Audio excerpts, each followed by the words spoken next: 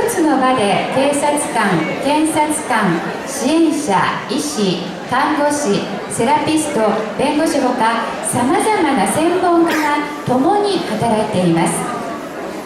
このセンターが被害者、そしてその子どもたちの支援、暴力の減少につながっているという、そのようなお話をいただくことになっております。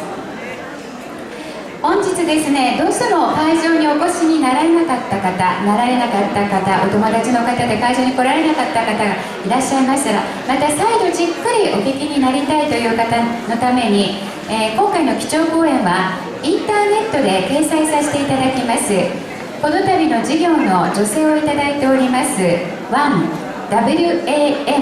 NPO 法人ウィメンズネットワークのホームページでご覧いただけますので、ぜひですね、また再びじっくりとこの講演も後ほどお聞きいただきたいなと思います。1WAN で検索してみてください。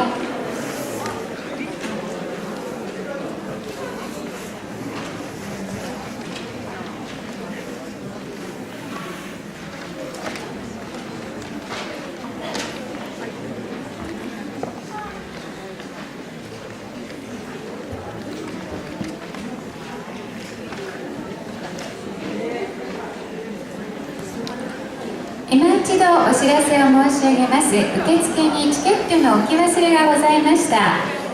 ウィメンズカウンセリングルーム熊本の竹下様、チケット受付にお預かりしております。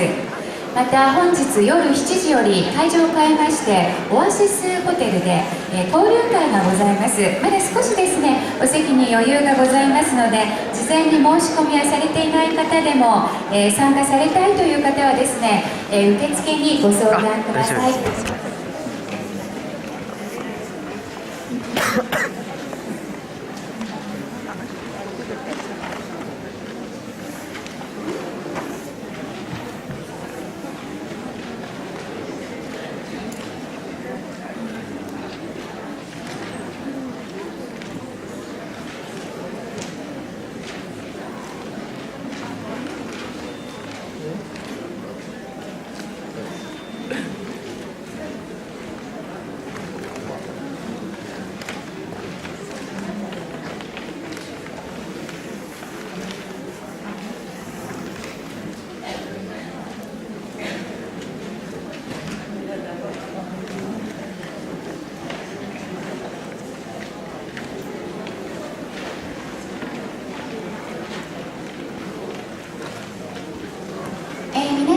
お手元に大会資料をお持ちかと思いますけれども、その最終ページですね、このコンパルホールの会場案内の前のページですけれども、ここに大会報告書の申し込み用紙がございます。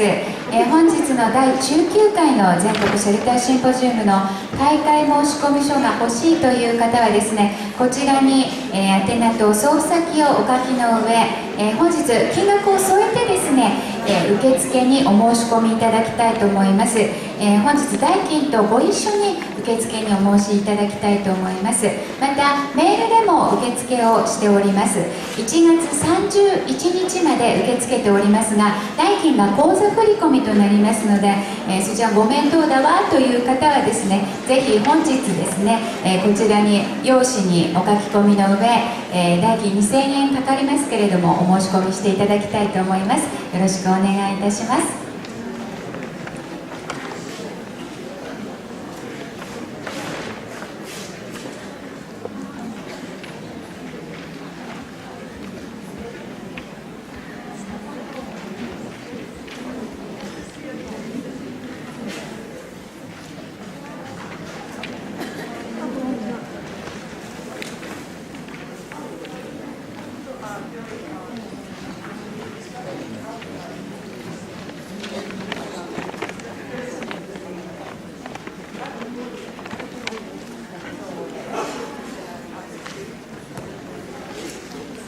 皆様お待たせいたしました。それでは基調講演へと移らせていただきます。テーマは世界に広がるファミリージャスティスセンター多機関連携による被害者のための正義実現を目指して。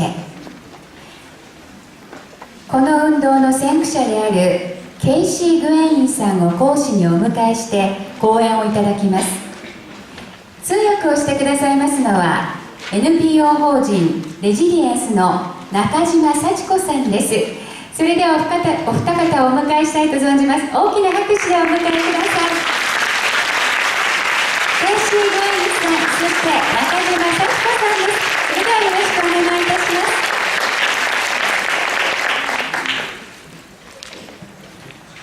Konnichiwa.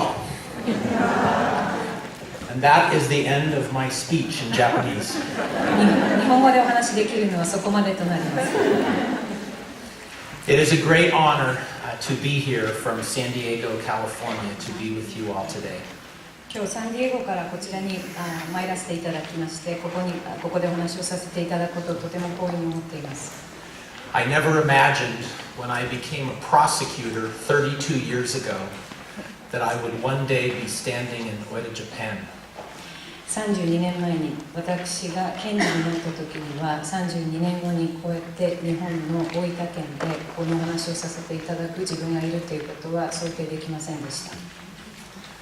32 years ago, I was a new prosecutor in San Diego, and I was totally incompetent and I didn't know how to do anything. 32年前、私は初めて検事になり、何にもわからなく、とても無能な検事でした。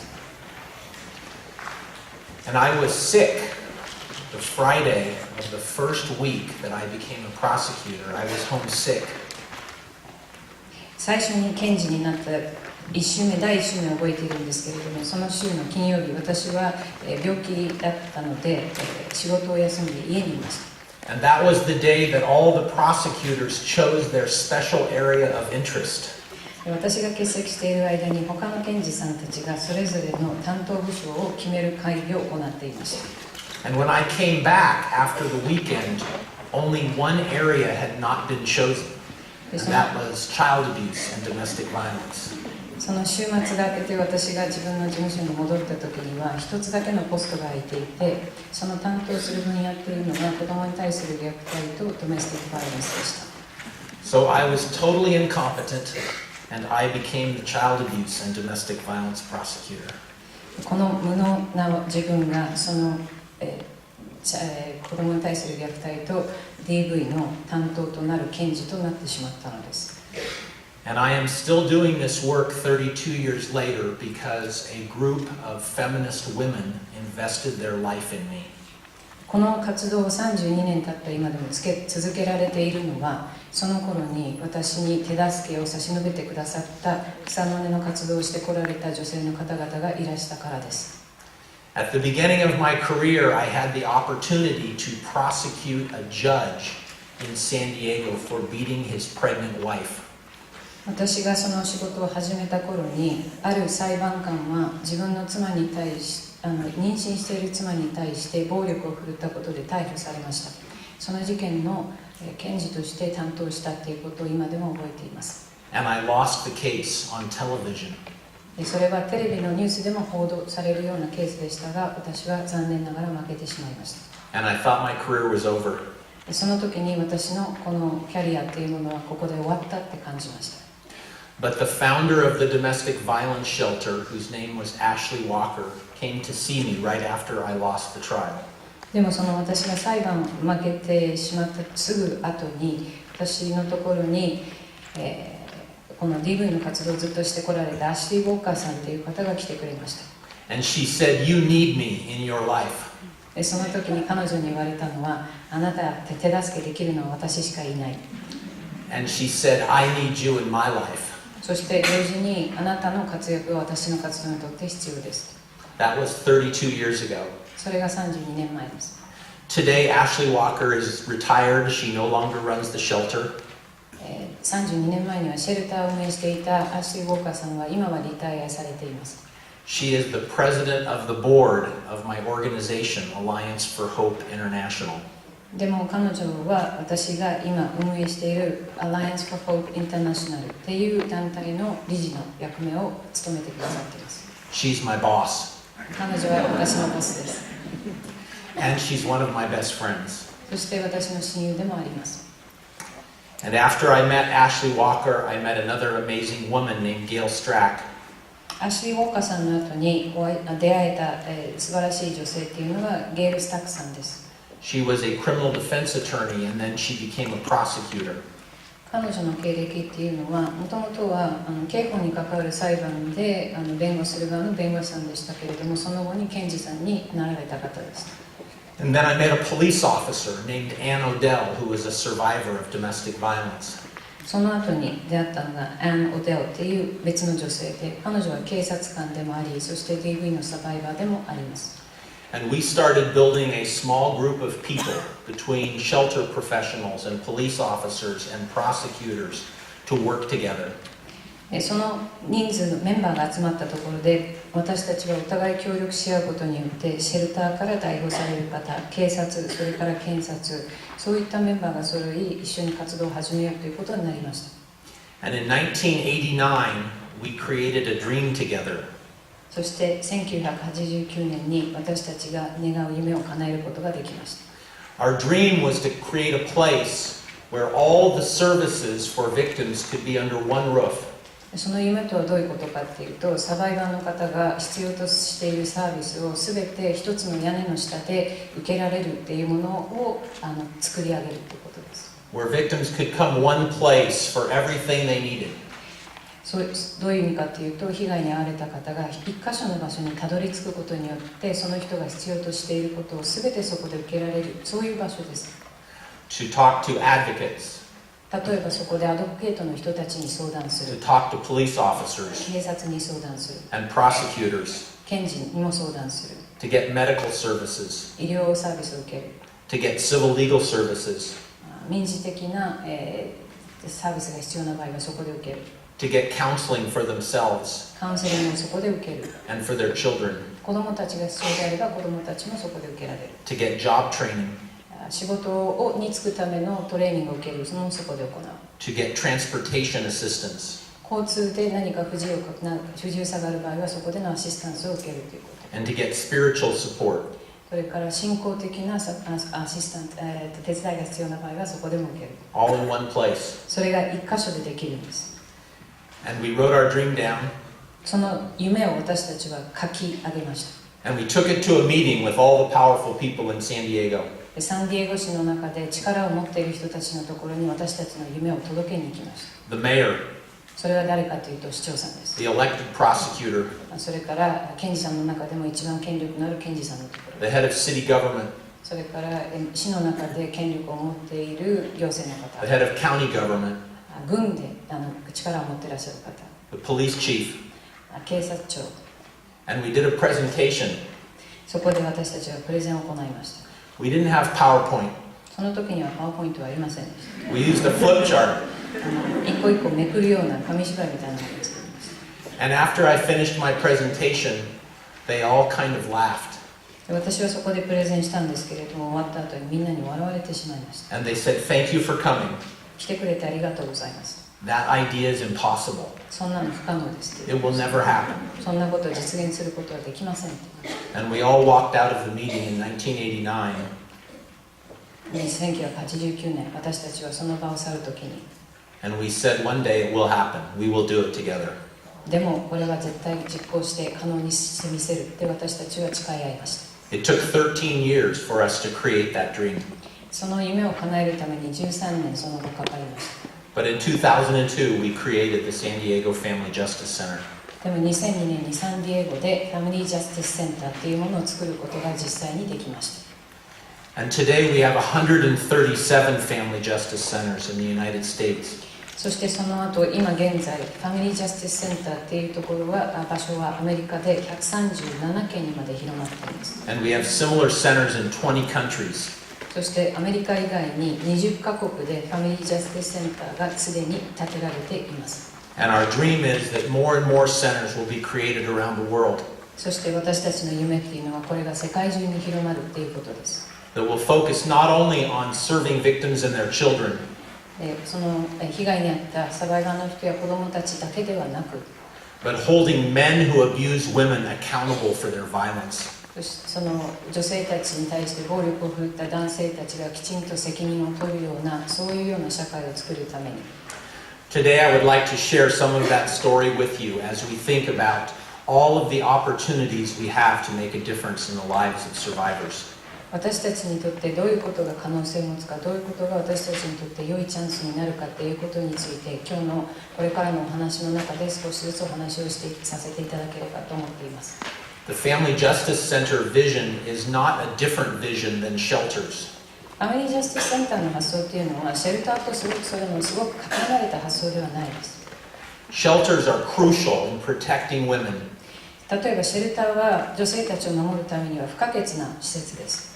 And in creating a safe place where they can be with other women who have been victimized. その場所にたどり着くことによって、他に被害に遭った女性たちともつながることができるのです。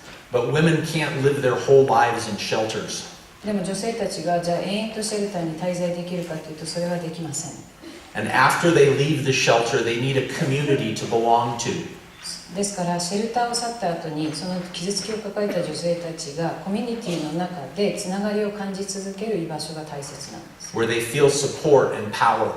その環境の中で彼女たちがサポートをちゃんと感じ取り、そして自分たちに持っている力を感じ取れる場所、そういったところが大切です。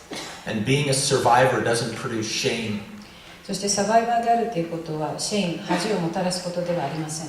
It produces strength and power. 何をサバイバーであるということはどういう意味をしているかというと、その人の持っている力、その人の持っているパワー、それが発揮できるということを表しています。 So that's my goal today, is to talk about that dream. その夢について今日は語らせてください。 This is Sergeant Paul Starzyk. 警官ポール・スターザクさん、警官です。 Sergeant Paul Starzyk was a police officer in California. スターザク警官はカリフォルニアでの警察でした。 He worked for 12 years as a police officer. 12年間警察官として勤めてくださいました。 He was killed on September 6th of 2008. 彼は2008年の9月6日に殺されました。 He was killed by a man who showed up at his wife's place of work.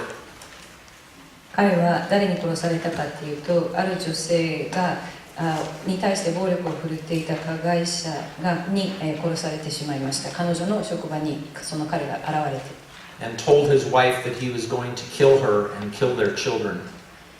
その加害者はその女性に向かって、お前を殺して子供たちも殺してやると言いました。 This is the crime scene that day. その時の実際に事件が起きた場所の写真です。 His wife owned a hair salon in the front of the property.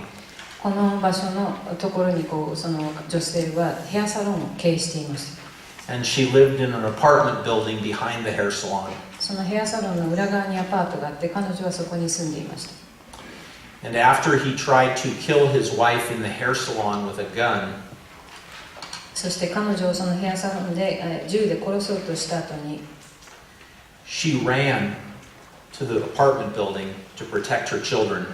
彼女はそこから逃げて、何とかしてその裏のアパートにいる子供たちを守ろうとしました。 And he chased her up those stairs and chased her down that wooden walkway.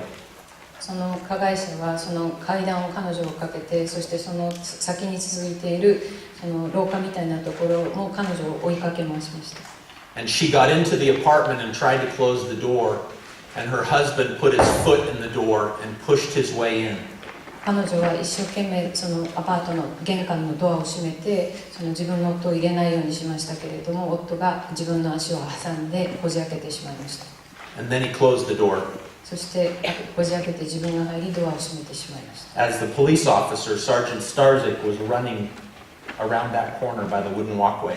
スターズ警官がそうやってその加害者を追って同じところを駆け上がっていっていました。 And Paul Starzyk had to decide whether to go toward the door or to step back and call for other officers. スターゼクさんはその瞬間に自分が自ら玄関に近づくか、それとも他の警察官の応援をまず頼むかということで一瞬戸惑ったようです。 But he decided to try to save the wife and the children.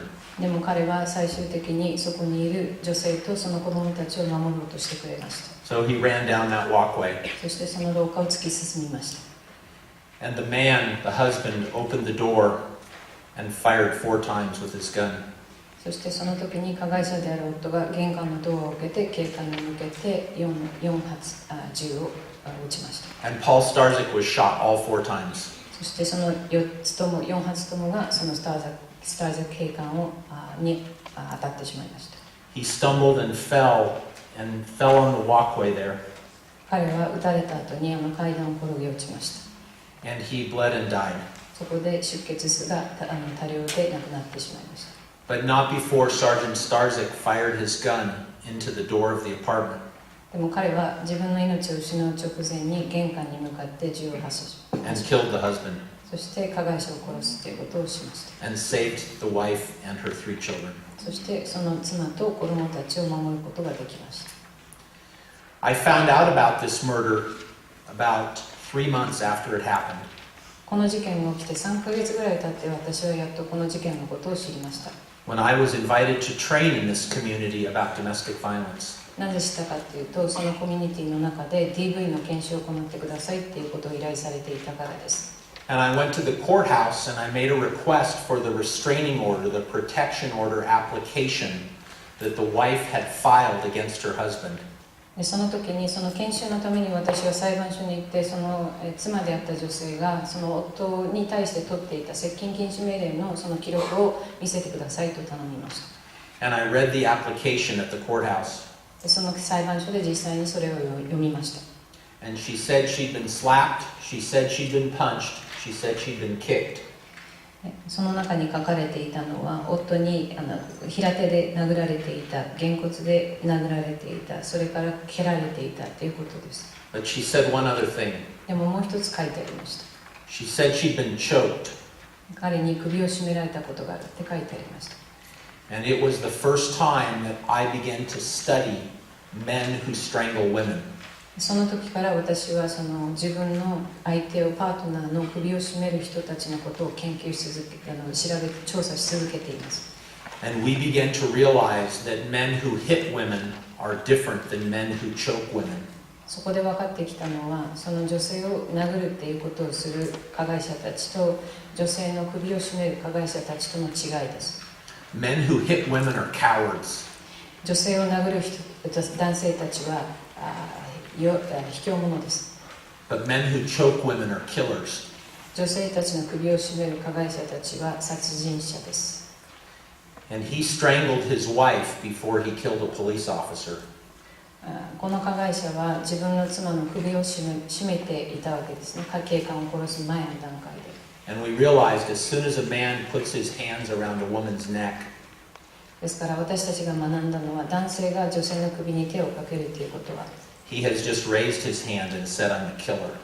何を示しているかというと、自分は人を殺す人ですということを表しているんです。 And one of the very important things that we need to deal with are men that eventually are likely to kill their partner. ですから私たちの活動の中で、そのうち自分のパートナーである女性を殺してしまう傾向も、その可能性を持っている人たちについて何ができるかということについての活動です。 And since Paul Starzik's case, we have learned 2 things. その長年の活動の中で2つのことを私たちは学びました。スターゼクさんが亡くなってから。 About men who kill women. その2つっていうのは、女性を殺す男性についてです。 They have all grown up in a home where they have been abused and watched their mother abused. 彼らは子供の頃に自分の育った家の中で母親が父親に暴力に遭い傷つけられているということを見てきた人たちであるということ。 And they have almost all strangled a woman before they end up killing her. そしてほとんど全員の男性たちが女性を殺す前の段階で、どっかの段階で女性の首を絞めようとしているということが分かっています。 We have a major problem with guns in the United States that you don't have in Japan. アメリカでは銃の問題は非常に大きいです。日本ではその問題はありません。 And many police officers in the United States die after the killer has choked a woman in an intimate relationship. そして警察に何が起きているかというと、その加害者たちが女性を殺した後に駆けつけた警官たちも殺されているということです。 Because men who strangle women are also cop killers. なぜなら女性たちを殺すような人たちは警官を殺すということもするからです。I'm thankful that you don't have the issue with guns here that we have in the United States. アメリカのような銃の問題は日本ではない、日本にはないということを本当にこれが大切なことだと私は感じています。But you do have the same issue that we have in the United States of men who grow up in a violent home. でも私たちと同じようにその暴力があるところで育った男性たちの問題というのは日本でもあると思っています。And then abuse women. そしてその後女性に対して暴力を振るう人たちのこと。We've done 2 studies, however, on this issue of men who strangle women. この男性たちで女性の首を絞める人たちについての2つの調査を行ってきました。And I'm convinced that men who strangle or choke women have more rage than any other men. でその中で私が感じ取ることの一つとしては、女性の首を絞めるような男性っていうのはものすごく大きなその怒りのような大きな感情を抱え続けている人たちだというふうに感じています。And when men slap or punch or hit women and also choke them, it increases the likelihood they will later kill them. ですからそういった加害者がその女性に対して殴るとか蹴るとか他の暴力も振るいながらそして首を絞めるということをしていたらそのうちにその女性を殺す可能性は非常に高いということです。We've done 2 studies now that have found this to be true. このことについてはもうすでに2つの調査を行っていて調査の結果としてもその同じ結果が現れています。I also believe that men with incredible rage end up eventually killing women. そのような大きなこのレイジという感情、怒りっていうかもうすごく憤りとかそういったものを抱えている男性たちは女性を殺してしまうということ。Rose Javero was killed one day after Sergeant Paul Starzik. ローズ・ジェベラという人はさっきの警官が殺された次の日に殺されています。Well, I should correct myself. She was shot one day after Paul Starzik.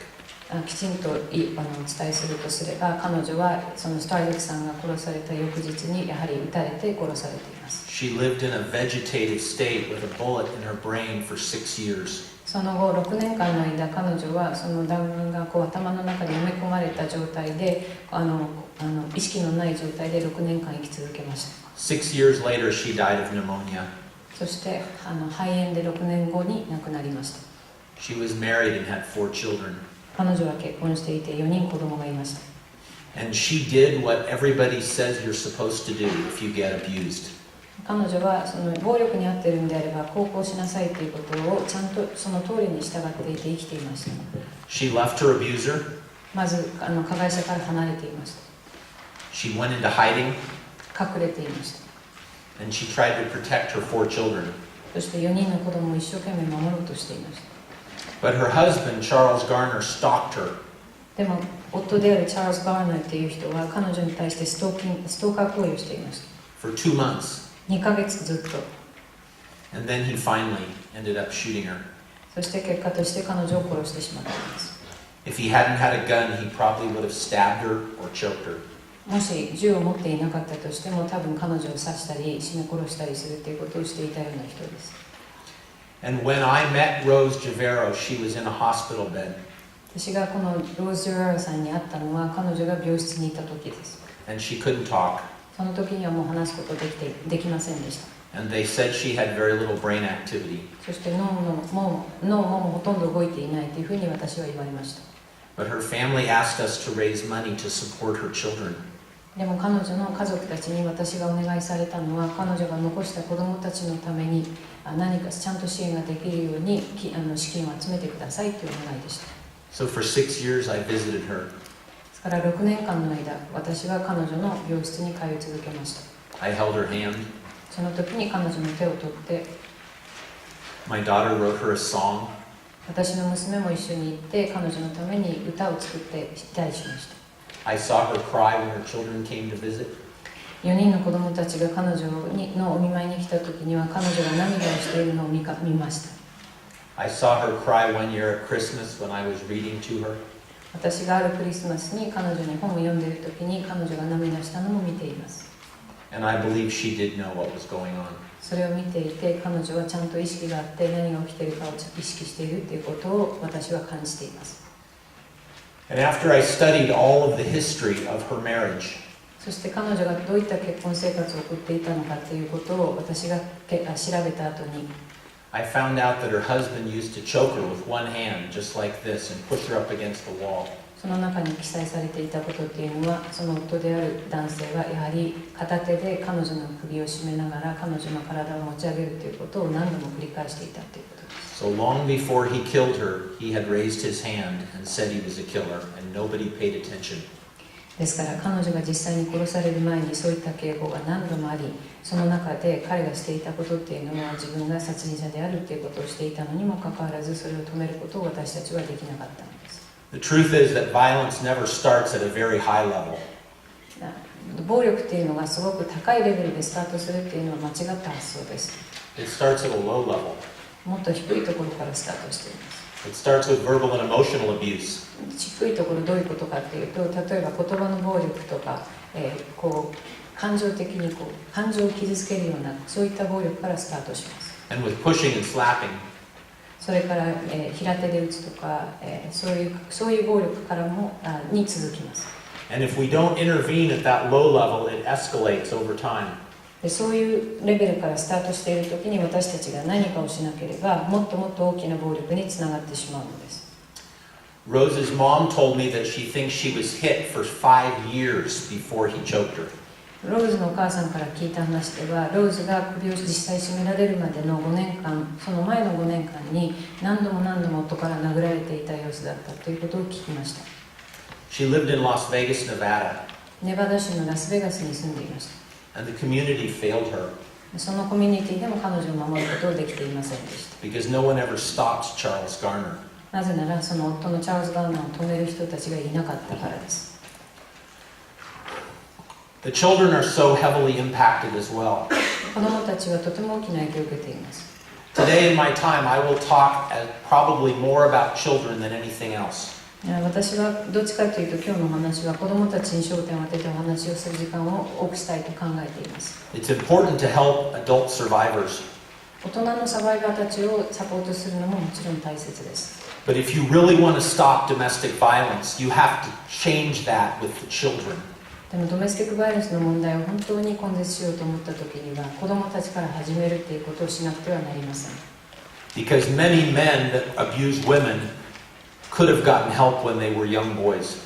例えば大人になって女性に対して暴力を振るう男性たちっていうのは子供たちの時にちゃんとサポートを受けるということができていない、それをしていない人たちだ。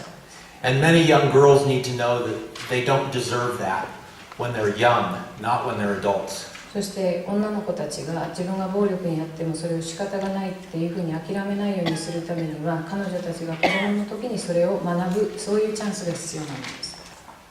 These are Misak Dumas's children.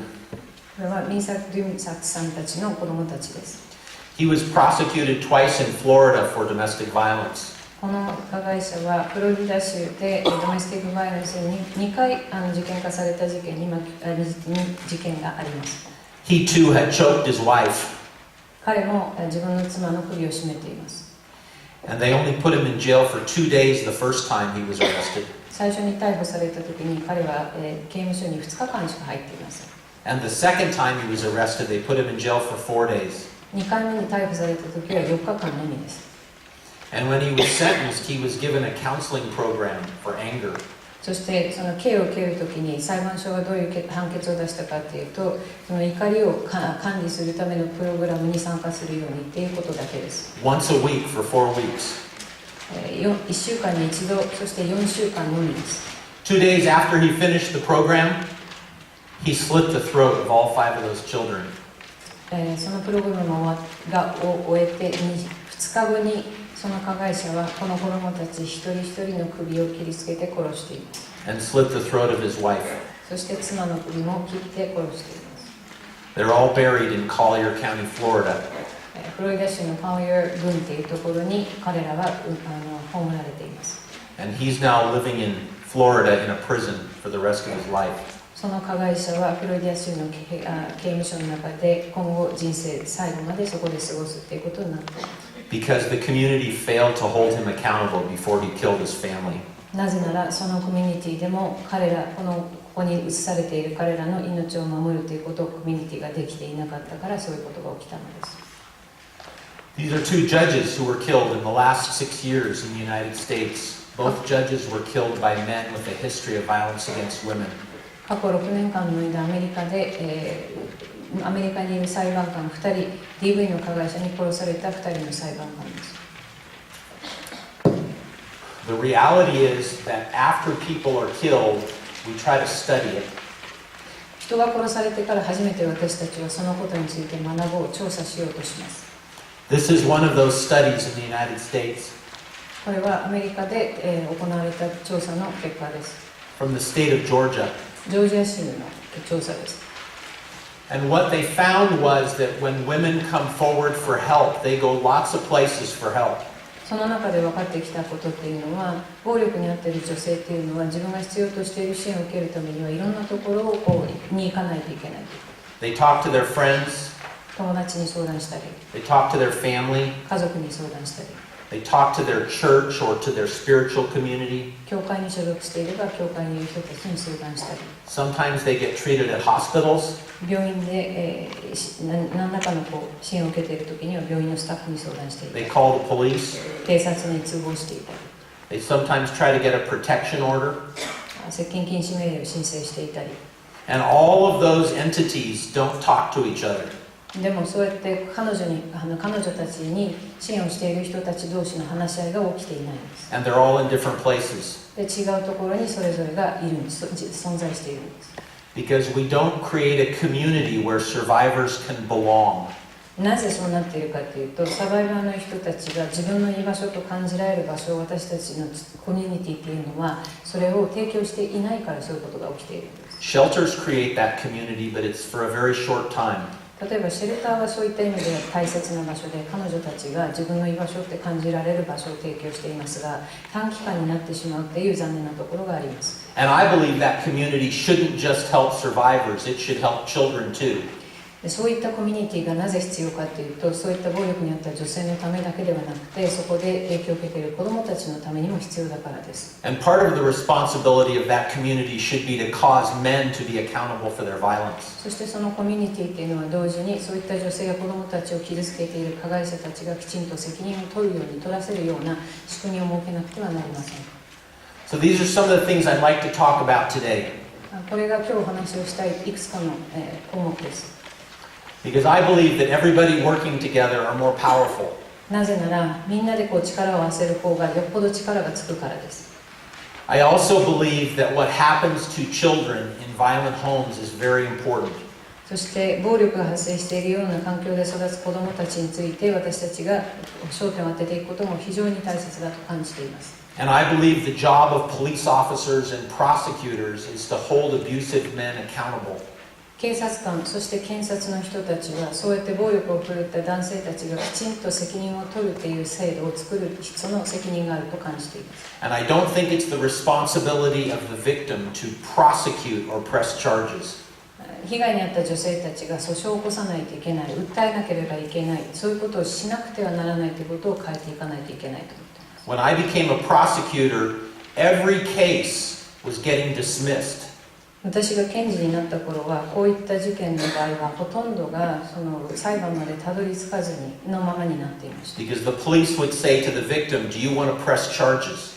なぜならその頃は警察がその女性のところにいて、じゃああなたは相手を訴えたいんですかっていう質問をしていたからです。 And she would say, でその時に彼女はいいえって答えています。 and then the case would go away. そうすると何も起きないままそれが終わってしまう。 And the violence would continue. でも暴力は続きます。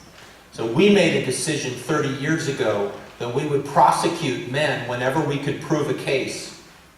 そこで私たちが30年前に何をしないといけないか、それを証明することさえできれば、その暴力を振るった加害者の人たちをきちんと検挙するということをしなくてはならない。 Even if the victim didn't want to testify against her abuser.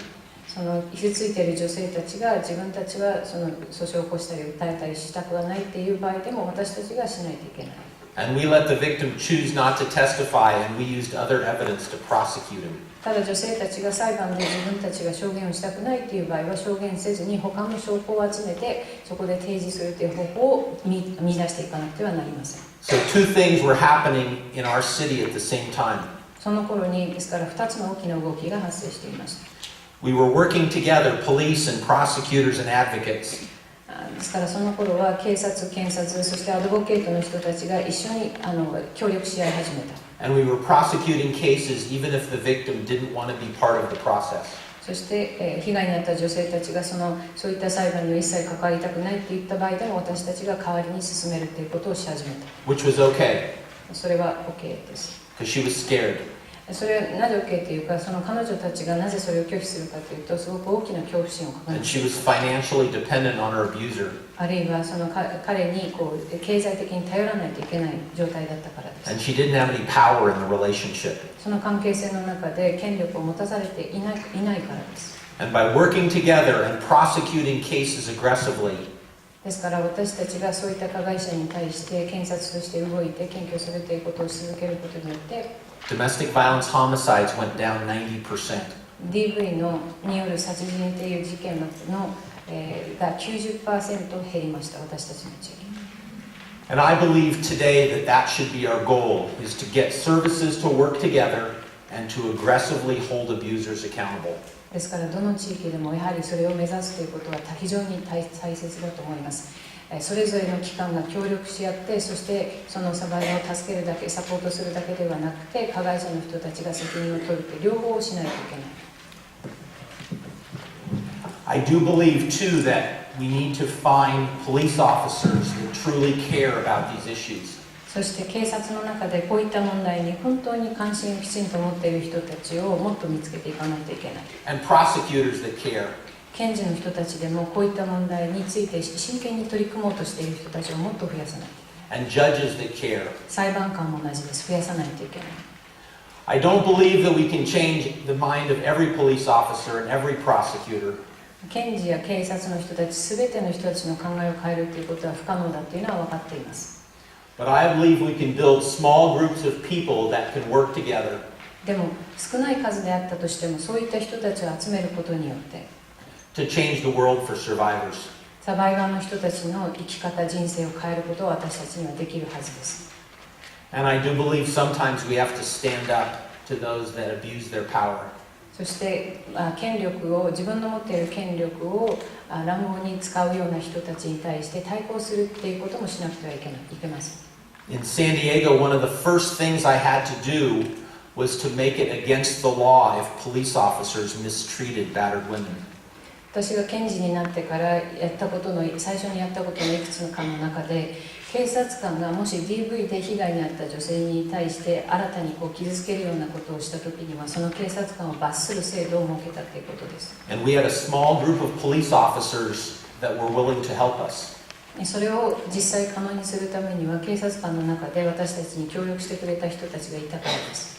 And then they recruited other police officers. でそしてその人たちが他の警察官の仲間もメンバーに入れてくれたからです。And as we built our power, we eventually had influence over the police service. でそうやって仲間が増えていくことによって私たちの力も増えていて、そして警察への影響ということも増えていきました。And by 1992, we got the police department to assign 24 detectives to only investigate domestic violence cases. その流れの中で1992年には警察署の中で24人の警官が DV の事件だけのみを担当するっていう部署が作られました。So we had specialized prosecutors. ですから検事の中でもその DV に専念した検事もいて、 And specialized police officers. 警察の中にもそういった警官がいて、 And specialized advocates. アドボケートの人たちもこういった問題に取り組む人たちが作られました。And in 1990, we moved into an office together. でそれが1990年にそういった人たちが一緒に活動できる同じオフィスで同じ場所を設けました。And every day we got to work together. ですから毎日顔を合わせながら協力し合うことができました。And we learned from each other. そしてお互いから学ぶこともできました。And together we were far more powerful. で一緒になることに協力し合うことによって私たちはそれぞれがもっと力を得ることができました。And police officers acted differently when they were living with advocates every day. それからアドボケートの人たちと毎日接することによって警官たちの考えも少しずつ変わっていくのが見えました。And prosecutors acted differently. 検事さんたちもそうです。ちょっとずつ変わっていきました。And advocates learned about the views of police officers and prosecutors. そしてアドボケートの人たちは警察や検事の人たちがどういう考えを持っているかということに気づいてくれました。We ate lunch together. 一緒にランチをしました。We talked about our families. 家族について語り合いました。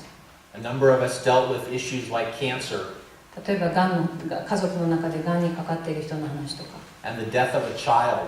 子供を亡くした人の話とか、 And we joined our lives together. そうやって私たちの生き方をシェアするということをしたんです。 And it made us more powerful in helping victims and their children. それをすることによってサバイバーの人たち、そして子供たちを守る力を私たちはつけていったって感じています。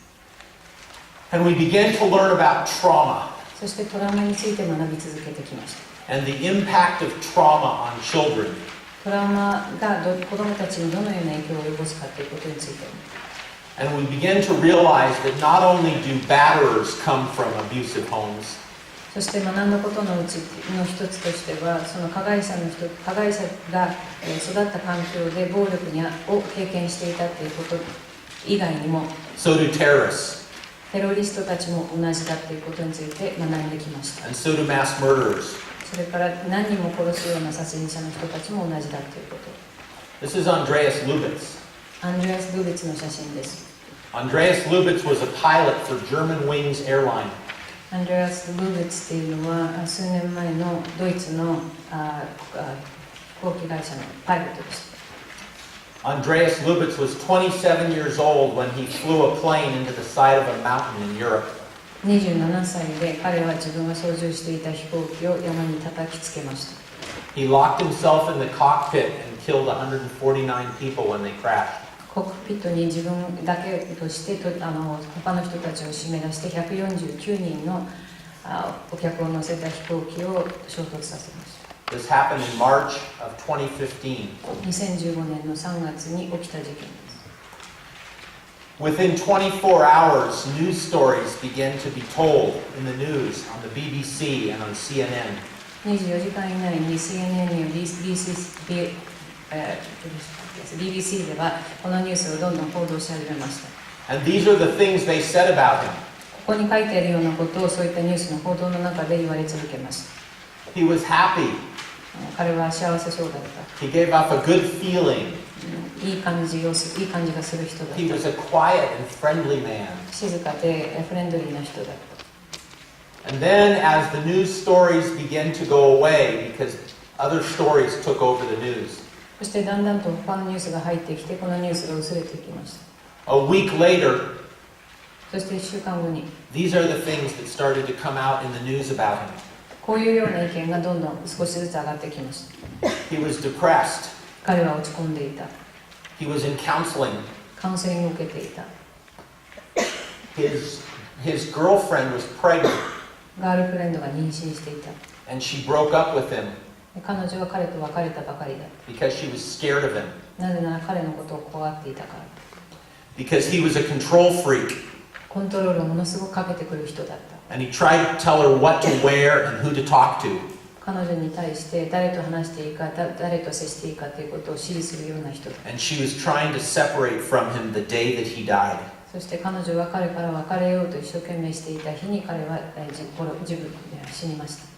The story, however, that has never been told about Andreas Lubitz でもアンドレアス・ルーベツのことで報道されていない話というのは、 is what happened to him when he was 3 years old and 4 years old and 5 years old. 彼が3歳、4歳、5歳だった時の話です。 A man who had no father, 彼には父親がいませんでした。 who I guarantee you had trauma in his life before he became a killer. 彼は絶対トラウマの影響を受けていた人だというのを私が保証してもいいぐらい強く感じています。 But everyone ignored what happened to him as a child. でも彼が子供の頃に経験したことに対して触れる人たちはいなかったのです。 And because of that, 149 people were murdered. そして彼を助ける人がいなかったことによって149人の人たちが殺されました。An American writer named T.S. Eliot said, "In my beginning is my end." T.S. エリオットっていうアメリカで書籍を書く人の言った言葉です。資料に書いてあると、もっとも書いてあると思うんだけれども、自分の始まりの中に自分の終わりがあるという言い方をしている人です。He meant what happens to us at the beginning of our life can impact the rest of our life. 私の解釈としては、私たちが自分の人生をスタートするときにいろんなことを感じ取ることが結果的に自分たちの人生に反映されていくということでもあると思っています。But that's not always true. でもそれが必ずしもそうだということでもないんです。Many people grow up with violence and abuse in their family, 多くの人たちが虐待や暴力を経験して育ちます。and they don't grow up to hurt others. でもその中で誰も傷つけない人たちもたくさんいます。They get help. なぜならちゃんと必要としているサポートを受けるからです。They make different choices. そして違う選択をしてきたからです。They have mentors and other people that help them in life. そして他の人たちにきちんと手伝ってもらったりサポートしてもらえている人たちでもあります。That was my story. それが私の話でもあります。So I grew up in a home with violence too. 私が育った家の中でも多くの暴力がありました。My grandfather abused my grandmother. 私のおじいさんはおばあさんに対して暴力を振るっている人でした。And my grandfather abused all 8 of his children. そして私のおじいさんは自分の子供たち8人全員に向かって暴力や虐待を振るうような人でした。But I had other people in my life that helped me realize that that's not the way it was supposed to be. でも私の人生の中でそういった生き方だけではないっていうことを提示してくれるような人たちが私の場合にはいました。And when I got married, I made a decision that I would never hurt my wife. 私が結婚した時に私は自分の妻に対して絶対傷つけるということをしないということを誓いました。And that I would never hit my children. 子供たちに傷つける暴力を振るということも一切しないと決めました。And I never did. そしてそれをしないで生きてきています。I didn't even spank my children. 例えばお尻を叩くということさえもしたことないです。And my goal became to break the cycle in my family. それをなぜしたかというと、私のその家族の中でずっと続いていた暴力を何とかして止めないといけないと感じていたから。But many children don't have the opportunities to get help that I did. でも私のようにきちんとサポートを受けるということを経験できない子どもたちがいっぱいいます。And children that are growing up with violence and abuse are impacted. 子どもたちが暴力や虐待の影響を受けることによって大きな影響を受けています。I believe it's a brain development issue. そしてその中で脳に影響を受ける子どもたちもいっぱいいると私は思っています。My dad had mental health issues for his whole life. 自分の父親はメンタルヘルスの精神的な問題をずっと一生抱えていた人のうちの一人です。He was punched in the head by my grandfather. 彼は自分の父親から何度も頭を殴られていた人です。Every day. 毎日です。To wake him up in the morning. 起こされるたびに頭を殴られていた人です。With a closed fist. こういうげんこつで思いっきり殴られていたんです。And my dad had mental issues for his whole life. 結果的に自分の父親は精神的問題を一生抱えることになってしまいました。So our goal needs to be, how can we overcome what's happening to children growing up with violence? ですから子どもたちがそうやって暴力を経験しながら成長していく中で私たちに何ができるかということです。I just wrote a book called Cheering for the Children. この Cheering for the Children という本を最近書き上げました。And I told the story of my family. その中で私の家族の中で起きてきたことについても書き上げました。My father didn't want me to tell the story when he was alive. うちの父親が生きている間に父親は私にこういう話をするなっていうふうに言ってきました。So I promised him that I wouldn't tell the story of my family until he passed away. ですから彼が亡くなるまでこの話をしないということを私は決めました。この先資料の11ページのところに講演の資料がありますのでご覧いただきながらお聞きくださいということです。はい、すみません。はい。Just a page number.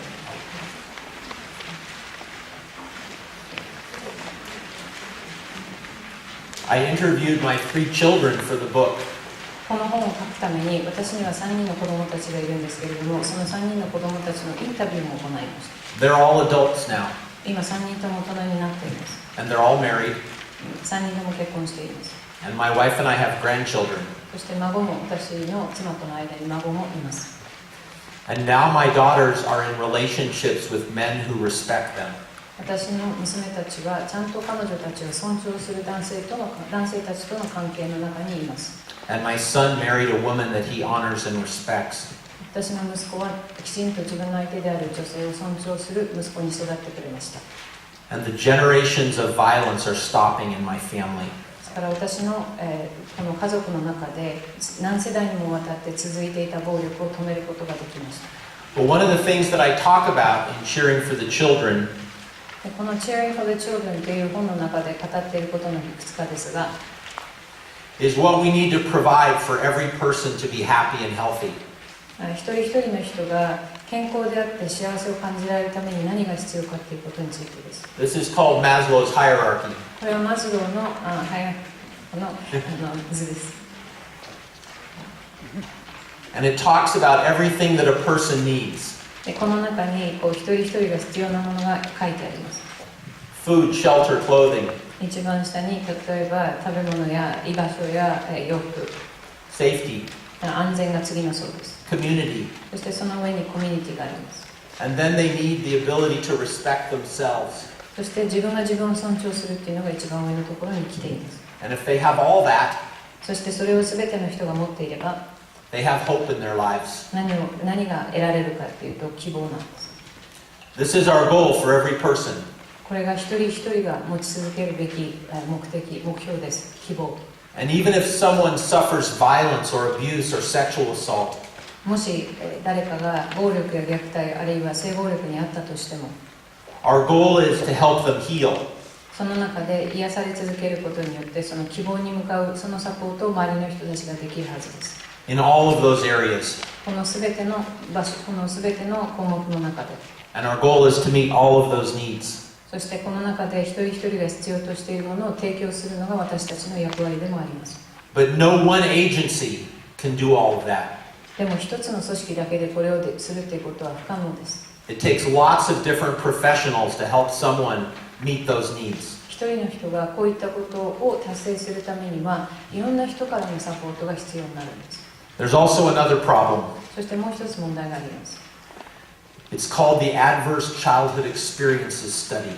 これは ACE っていう調査で子供の頃に自分にとって逆境って言われるような経験をした人たちの調査の結果です。 It's a major study that started in the United States and is now being done around the world. この ACE っていう調査はアメリカからスタートはしていますけれども今は世界中に広まっています。 And it looks at the impact of childhood trauma これは何を見ているかというと子供の頃に何らかのトラウマを経験した人たちがその後どういう影響を受けるかということを見ています。 how it impacts brain development 例えば脳の発達はどうなるか。 and then how it produces major problems later in life. そしてその後の人生の中でどういった問題を抱えやすいかということについて。 The ACE scale goes from 0 to 10. その ACE のスケールっていうのは測り方っていうのは0から10点という測り方をしています。 In the United States, 30% of Americans have a 0 score. アメリカでは 30% の人たちがスコアが0で暮らしています。 70% of Americans have a score greater than 0. ということは 70% の人が1以上のスコアをつけています。 And it has certain measurements of different kinds of trauma in childhood. この調査の中での項目っていうのはさまざまなトラウマの項目が含まれています。 Each kind of trauma is worth 1 point.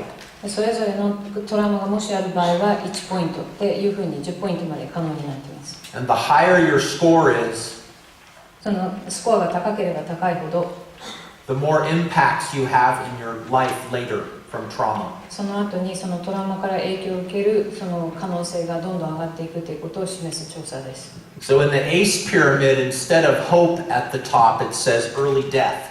エイスのピラミッドはさっきのピラミッドとは全く違って一番上に希望があるのではなくて早く死んでしまうということが入っています。 So if someone has a score of 6 on the ACE scale, on average they die 20 years younger than someone who has a score of 0.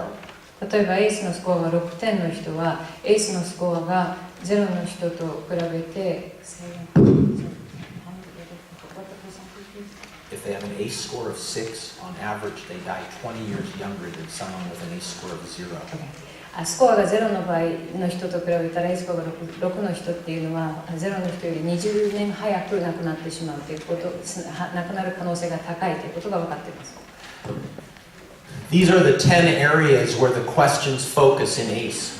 ACE の中で注目されているトラウマ10項もここに挙げてあります。Being physically abused as a child.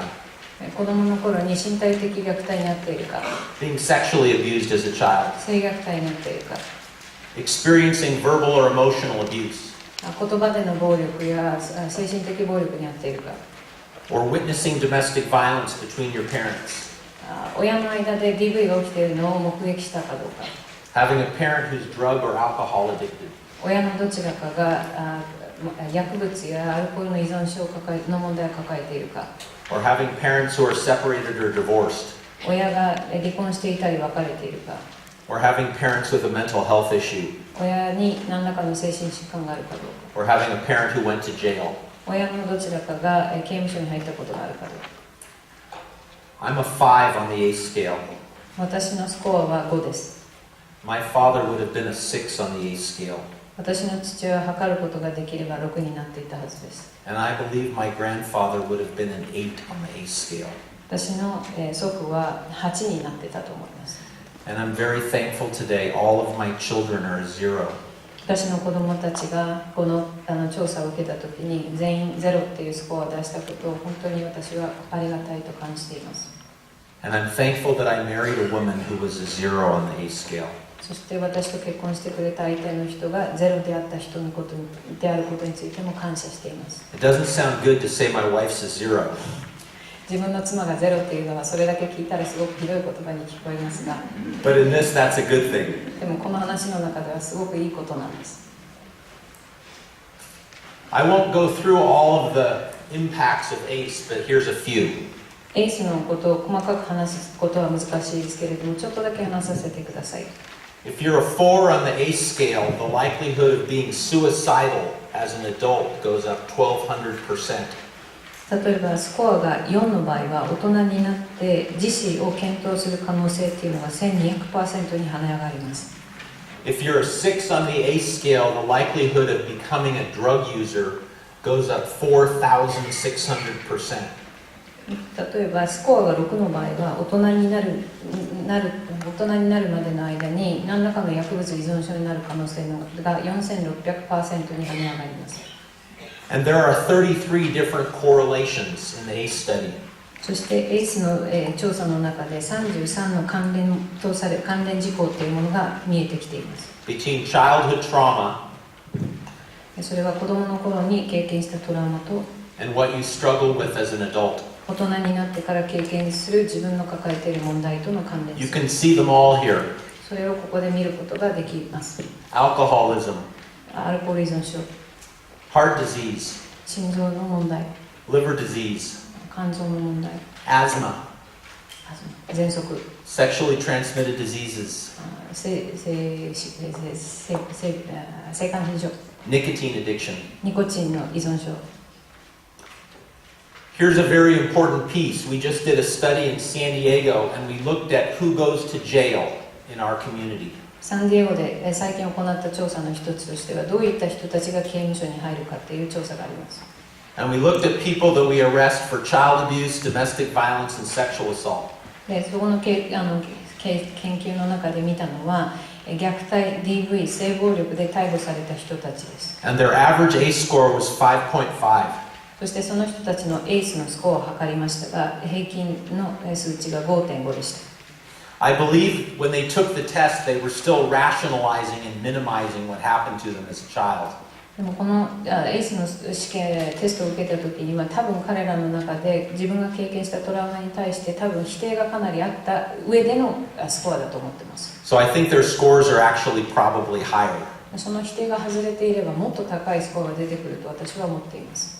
But this is who we put in jail in most places around the world. でもそれはサンディエゴだけでなく世界中でそういった加害行為をして刑務所に入っている人たちのがいるっていうのは世界中で共通している問題だと思います。 Most men who rape women 女性をレイプする男性のほとんどは did not grow up in healthy, functional homes. 健全で良い環境で育っていないです。They grew up with ACE markers, エースのスコアがつくような人たちです。 and they never got help. そして自分たちが必要としているサポートを得ていない人たちです。 And that rage produced a rapist. でその自分たちが抱えている感情が結果的に彼らが人をレイプするような加害者を作り上げてしまっていま And す。 that rage produces men who hit women. そしてその感情が彼らが女性たちに対して暴力を振るってもいいっていうふうにさせてしまっています。 Our goal should be in everything we do to increase hope in people that we work with. 私たちの活動仕事の中で私たちが常に心がけないといけないのはその傷ついた人たちの中で希望を増やすということを目指す。 If we can increase hope in children growing up with trauma, 子供たちで子供の頃にトラウマを経験している人たちが希望を感じることができれば we can help them go this way instead of that way. こっちの方向に行きそうだった子供たちが違う方向を目指すことができるんです。 If we can increase hope in survivors of sexual assault and domestic violence, 性暴力や DV にあったサバイバーの人たちが希望を感じられることによって希望を感じられるようにできるはずです。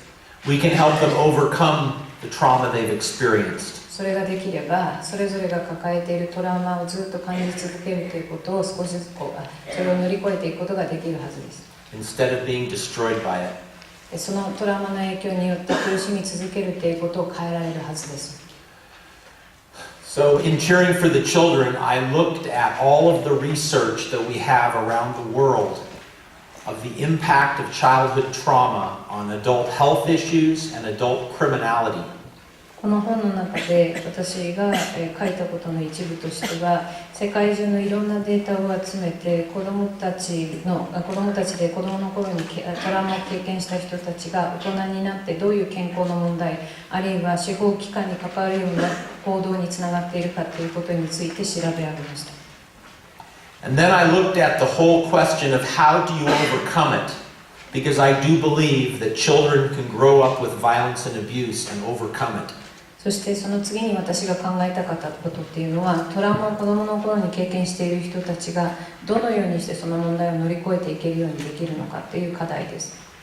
I believe that if children have cheerleaders in their lives and people that passionately believe in them, 子どもたちが自分たちを応援してくれる人たちが自分の周りにいるって感じること、そして、自分のことをちゃんと信じてくれているっていう人たちが自分の周りにいるっていうことを感じられれば、 and if they have dreams that they can accomplish, そして自分が達成できるような夢を持ち続けることができれば、 their hope goes up 彼らの希望はどんどん膨らんでいくはずです。 and they become less likely to hurt others. でそれを感じ続けられれば他の人を傷つけるということは減るはずです。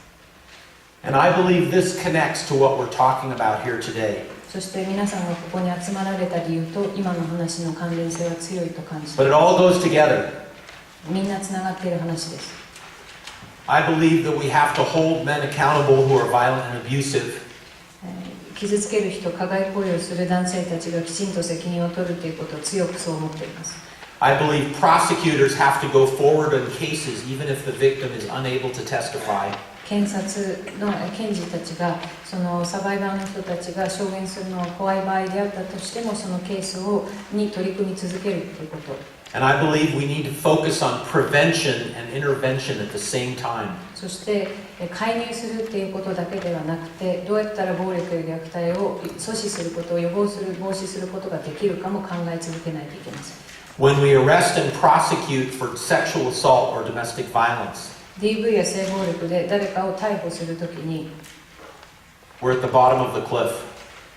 私たちはその崖の下のところにいます。 When we work with children, we're at the top of the cliff. でも子どもたちと私たちが活動するっていうのはまだ崖のところにいるときにその子どもたちと接するチャンスがあるんです。 So we have to work at the top and at the bottom at the same time. だからそういう傷つきを抱えてしまった崖の下にいる人たちのサポートもしながら崖っぷちのところにいる子どもたちがそこから転落しないように子どもたちと一緒に活動する両方が必要です。I believe the one-stop centers that are starting in Japan are very promising. 日本で今進められているワンストップセンターの動きっていうのはすごく希望を感じる取り組みだと思います。My understanding is that most of the focus is on sexual assault. そのワンストップセンターの多くが性暴力に焦点を当てているというふうに理解しています。But I believe one-stop centers can focus on sexual assault and child abuse and domestic violence together. でも同時に感じることは性暴力だけでなく、そのワンストップセンターで子どもに対する虐待、ドメスティックバイオレンス、そういったこともできるはずだというふうに感じています。So as we talk about the different kind of models for a few minutes, から私たちの中で持っているそのモデルとなるものについて少し話させてください。my hope is that you will get interested and excited about the concept of a family justice center. 私の今日持っている一つの希望としては、このお話をすることによって私たちの作り上げたファミリージャスティスセンターについての関心を皆さんに持ってもらいたいと、感じてもらいたいということです。Because I don't believe we should have centers that do child abuse over here. なぜなら、例えば虐待の問題について関わりますという施設がこちらにあり、And centers that do sexual assault over here. 性暴力についてはこちらにあり、And centers that deal with human trafficking over here. 人身取引、人身売買は別のところでするんではなく、And centers that deal with domestic violence over here. DV はこっちまた別のところです。I think we should be doing all of that together. そうやってバラバラにしてしまうんではなくて、一つの場所でそれができればって思うからです。So as we talk about this today, I want to tell you a little bit about our story in San Diego. サンディエゴでどういう動きがあったかということをまず説明させてください。And I want to tell you a little bit about what's going on around the world. そして世界でどういう動きがあるかということについてもお話しします。Every country is different. それぞれの国には違いがあります。Every culture is different. 文化の違いもあります。And I don't know the culture of Japan well. 日本の文化について私は詳しくありません。But I do know this. でも知っていることが一つあります。As long as men are here 男性がこの位置に居続ける限り、 and women are here, 女性がこの位置にいなくてはいけない、その状態が続く限り、 there will always be violence and abuse. 暴力や虐待は起き続けてしまいます。And as long as children grow up in families where men are here and women are here, そしてそのような男性と女性のその位置が違うような環境で育ってしまう子どもたちが居続けることによって、 there will always be abuse in the next generation. その次の世代にその暴力や虐待の影響を及ぼしてしまいます。So we have to create communities that have a different set of values. ですから私たちが目指さなくてはいけないコミュニティでは違う価値観を取り入れなくてはなりません。We have to create communities that model equality. そのコミュニティではどういった発想が必要かというと、本当に平等にならなく対等な関係性を作らなくてはなりません。In San Diego, we brought 25 agencies together under one roof. サンディエゴで私たちが作ったセンターでは25の施設や団体が参加しています。And we didn't think it was relevant to Japan でそのやり方は日本には関係ないのかなって思ってました。 or Europe ヨーロッパにも関係ないのかなって。 or anywhere else. It was just our thing in San Diego. 別にその頃はサンディエゴのことで精一杯で他のところのことまで考えてはいませんでした。And then in 2003, 2003年にI was on the Oprah Winfrey show for 2 days. オープラ・ウィンフリーってアメリカでは全米ですごく有名な番組があるんですけど、その番組に私が2日間続けて登場しました。 And Oprah Winfrey profiled the Family Justice Center in San Diego. でそのオープラがそのサンディエゴでファミリージャスティスセンターについてそこで放送でその番組の中で流してくれたんです。 After the show was over, I was backstage in the green room with Oprah. その撮影中が番組が終わった後にその後ろの部屋で控室で私はオプラと話をしていて、 And she said, I just changed the rest of your life. 今私があなたのためにやってあげたことによってあなたの人生変わるわよって言われました。 And I laughed. でその時に私はそれ聞いて単に笑いました。 I didn't think Oprah changed the rest of my life. なぜなら彼女がそんなことできるわけないと思ってたからです。 And she said it again, I changed the rest of your life. で私が笑うと彼女はもう一回同じことを言いました。あなたの人生今変えてあげたわよ。 And I still laughed. それでも私は笑い続けました。But over the next 2 years, we had visitors from 100 countries come to the San Diego Family Justice Center. でもその後2年間の間に100カ国の人たちがサンディエゴのこのファミリージャスティスセンターの視察に来られました。And they all said, "We saw you on Oprah." でみんながみんな口を揃えてオプラの番組見たからですって言われました。6 months ago, we had a delegation from Taiwan visit the center. 6ヶ月前には台湾の人たちがセンターに来られました。 This is 2016. 2016年のことです。 And they said, "We saw you on Oprah." その人たちもオープラで見ました。 From 2003. 2003年の番組です。13 years ago. 13年も前なんです。 And the woman in charge of the delegation looked at me and she said, "You look older now." その代表の人が私の顔を見て、すごい年取りましたねって言われました。 And I am older. 私は確かに年取りました。 But I do believe that Oprah Winfrey understood what we were trying to do. でもオプラはその頃でも分かっていたんです。何を私たちがしようとしていたか。 We were trying to bring everything together 一生懸命全てのことが一箇所に集まるということをしようとしていたこと。 and let victims choose what services they wanted そして被害に遭った人たちが自分にとって必要なものを自分で選ぶ場所。 and choose who they talk to. 誰に自分が話すかを自分で決めること。 And if they didn't want to talk to the police, they didn't talk to the police. 警察に話したくなければ警察に話さなくていいんです。 And if they didn't want to talk to prosecutors, they didn't talk to prosecutors. 検事に話したくなければ話さなくていいんです。 But they could make their own choices. でも自分で決めるんです、一つ一つ。 And now we have 137 centers in the United States. そして今現在137のファミリージャスティスセンターがアメリカにはあります。 And centers in 20 different countries. 20カ国の国にファミリージャスティスセンターができています。 And they all look very different. でも一つ一つはかなり異なっています。 But they have one thing in common, one goal. でも共通している点が一つあって、目標が一つ同じ共通しています。 And that's to create a community for survivors. それは何かというと、サバイバーの人たちにとって必要とするコミュニティを作るためです。 I want to tell you one story about one woman. ある女性についてのお話をさせてください。 Her name is Lisbeth Perez. リズベット・ペレスという女性のことです。 She came to the San Diego Family Justice Center in 2009 for help.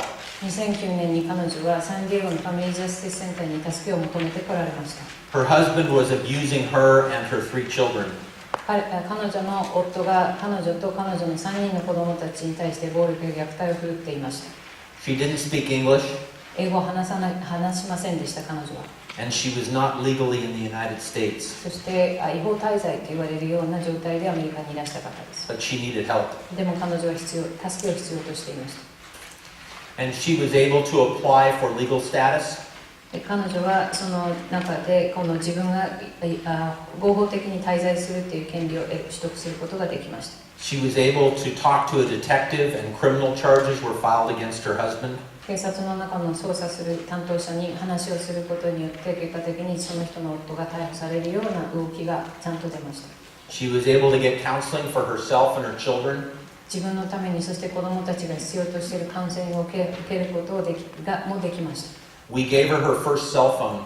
彼女が初めて手に持つ携帯を私たちのセンターで提供することができました。 And she got to sign her children up to go to a special camp we have for children who witness domestic violence. そして私たちが運営している暴力や虐待がある環境で育った子どもたちのためのキャンプに子どもたちを参加させることもできました。 And then in 2014, after we had been helping her for all those years, 2014年、ずっと私たちが彼女のサポートを続けている中で、 she asked if she could borrow money to start a business.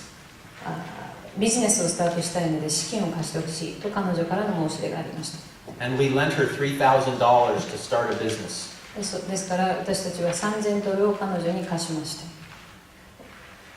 た。 And after that business started, she was able to hire other women to work for her in the business. そのビジネスを彼女は実現させ、そしてそのビジネスの中で他に暴力に遭ったサバイバーの女性たちを雇うということを彼女はし始めました。 And she was so successful as a businesswoman 彼女はビジネスウーマンとしてはすごく大きな成功を収め、 that we just hired her to work for Alliance for Hope International. 結果的に私たちの行っている Alliance for Hope っていう International っていう私たちの組織の中で働いてもらうために私たちは彼女をスカウトしました。So now she works for us and she runs her business. ですから今彼女は同時に自分のビジネスも経営していながら私たちの中でも活動をし続けてくれています。And all her children are going to our Camp Hope. そして私たちが運営しているそのさっき言った子どもたちのためのキャンプっていうのをキャンプホープっていうんですけれども、子どもたちはキャンプに行き続けています。We have been involved with her for 9 years. 9年彼女と出会ってから関係性が続いています。That's what it looks like to create community for a survivor.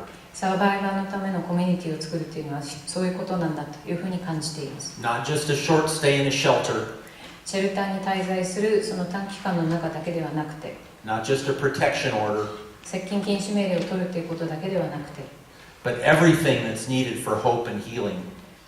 希望や癒しを感じる、その本人が感じるために必要なものを全て提供するんです。 This is her oldest son, Rodolfo. 彼女の長男のルドルフ君です。 Rodolfo. Rodolfo is 12 years old. 12歳の子です。 He's my friend. 彼は私の友達です。 I go to camp every summer with Rodolfo. キャンプに毎年ルドルフと一緒に行っています。 Last week he came to work with his mom, 先週彼はお母さんと一緒に私たちの職場に来てくれました。 and he saw me down the hall, 廊下の先の方から私を見つけてくれました。 and he ran all the way to me and hugged me. 彼は私に向かって走ってきて私にハグしてくれました。 Because now he has men in his life that can model what it means to respect women. なぜなら彼にとってはその男性で女性をちゃんと尊重するっていうそのお手本となる存在が彼の人生にいるからって私は思っています。 And we are doing everything we can to make sure Rodolfo grows up to respect women. 私たちが今後も続けなくてはいけないのはルドルフが今後成長していく中で女性をきちんと尊重し続けるということのサポートをし続ける。 So that's the work of Alliance for Hope International. We have a whole set of programs.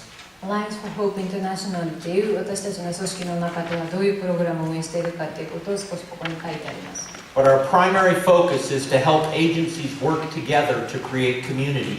でも私たちが目標としているのはさまざまな組織や団体が地域の中に存在しているわけですから、そのお互いに協力し合う関係づくりを目指しています。 And our goal is that survivors get to go one place for help instead of many places. そしてサバイバーの人がたくさんのところに行かなくてはいけないとするんではなくて、一箇所で全部住む、そういうような地域を目指しています。 Because if survivors have to go from place to place to place, サバイバーの人がこの場所にも行ってあの場所にも行ってその他の場所にも行ってってしなくてはいけなくては、 and agency to agency to agency, あの組織に行ってあの団体に行ってっていうことをし続けなくてはいけない場合っていうのは、 they often give up and go back to their abuser. それをしてしまうともういいやって諦めて加害者のところに戻る可能性が上がってしまうからです。 And instead of creating one place, we print a lot of brochures. Instead of creating one place. Instead of creating one place, we just print a lot of brochures.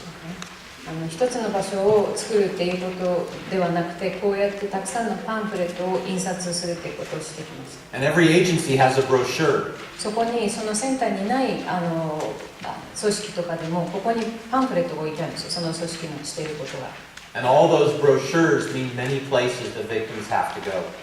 でそれはこの彼女たちが必要としているものを受けるためにはどれだけたくさんのところに行かないといけないかということを表しているということでもあります。 And the San Diego Family Justice Center said it should be one place. それを今までは昔はそうやって一つ一つのところに行かなくてはいけなかったのが、サンディエゴではそれらを一つの屋根の下に設けましょうっていうふうになったんです。 The only thing that was not in the Family Justice Center was the actual domestic violence shelter. でも私たちのそのファミリージャスティスセンターの中になかったものっていうのが唯一一つあって、それは DV のサバイバーの人たちが行くシェルター自体はここにありませんでした。 It was in a separate location where women stayed at night. それは女性たちが夜に滞在しなくてはいけない別の場所にありました。 But they could come to the Family Justice Center to do all their paperwork for the shelter. でもシェルターに入りたい人がその書類とかを書くためにはこのファミリージャスティスセンターに来てそれを行うことができましたし、 And we drove them from the shelter to the Family Justice Center for all other services. 他のサービスやサポートが必要な人たちがシェルターに滞在している場合には、私たちのうちの誰かが彼女を迎えに行ってセンターに来て、それの手続きが全てそこにできるようにというふうな仕組みも作りました。As the Family Justice Center movement has moved around the world, it looks different everywhere. ファミリージャスティスセンターが世界中に広まる中で、それぞれの個性がある特徴がある場所が増えつつあります。The largest international initiative is in Mexico. 私たちの中で一番大きなセンターというのはメキシコにあります。The centers in Mexico are very different. メキシコでのセンターは全く違う感じです。They have all the police officers and the prosecutors and the advocates like in the United States. 例えばアメリカと同じように警察や検事の人たちが一つの場所にいるっていうのは同じです。But they have a school in the middle of every center. でも彼らの中、そのセンターの中には学校まで設けています。So when children come for help with their mother, they go to school all day long while their mothers get help. 子どもたちのお母さんたちがそこでサポートを得ている間に、子どもたちはそこで学校に行くことが可能となっています。The first people to start doing multidisciplinary work were child abuse professionals. でもこういうような一つの場所で全てを提供しようという運動を起こした人たちっていうのは、子どもに対する虐待の活動をしてこられた人たちです。In the 1980s in the United States, the child abuse professionals figured out they were all in silos. 1980年代のアメリカの話で、その頃にアメリカでのその支援を提供するような施設っていうのは、このサイロといってこの穀物とかそういったものを収める場所が例えとして出すとすれば、そのさまざまな施設が別々の建物になっていた状況でした。So they created one place where police and prosecutors and therapists and doctors could work together. で彼らが思いついたのは、こういった別々のところではなくて、検察、警察、それから支援者の人たち、セラピスト、医師、そういった人たちが一箇所でそれを行えるようなところを作ったんです。With a focus on handling child sexual abuse and physical abuse cases. 特に焦点を当てていたのが身体的そして性的虐待にあった子どもたちのためのサービスです。There are now 700 child advocacy centers in the United States. こういったセンターのことを Child Advocacy Centers って言うんですけど、そういったセンターがアメリカには700件以上今存在しています。But they only focus on child abuse cases. でもこういったセンターっていうのは子どもに対する虐待にしか焦点を当てていないんです。They don't focus on domestic violence. DV についてはやっていません。Or adult sexual assault. 大人で性暴力にあった人たちのこともやっていません。Or even human trafficking.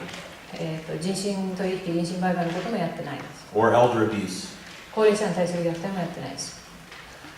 So what we have been doing is we have begun to bring together family justice centers with child advocacy centers. ですから私たちがこのファミリージャスティスセンターを作り続けることの中で同時に目標としているのは、この子どもたちのためのセンターと協力提携し合うっていうその流れを作ろうと今しているところです。To make sure we're working with child abuse cases and domestic violence cases together. 子どもに対する虐待と DV のことを一緒にこう協力し合って一つの場所で行うっていうようなことです。And the models vary all over the United States. アメリカの中でも一つ一つの施設のどういったモデルを使っているかというのも異なっています。This center in Anaheim, California is led by the police. このカリフォルニア州のアナハイムという町では誰が主導権を持っているかというと警察です。And they have 20 different agencies that work there. この建物の中に20個の組織が入っています。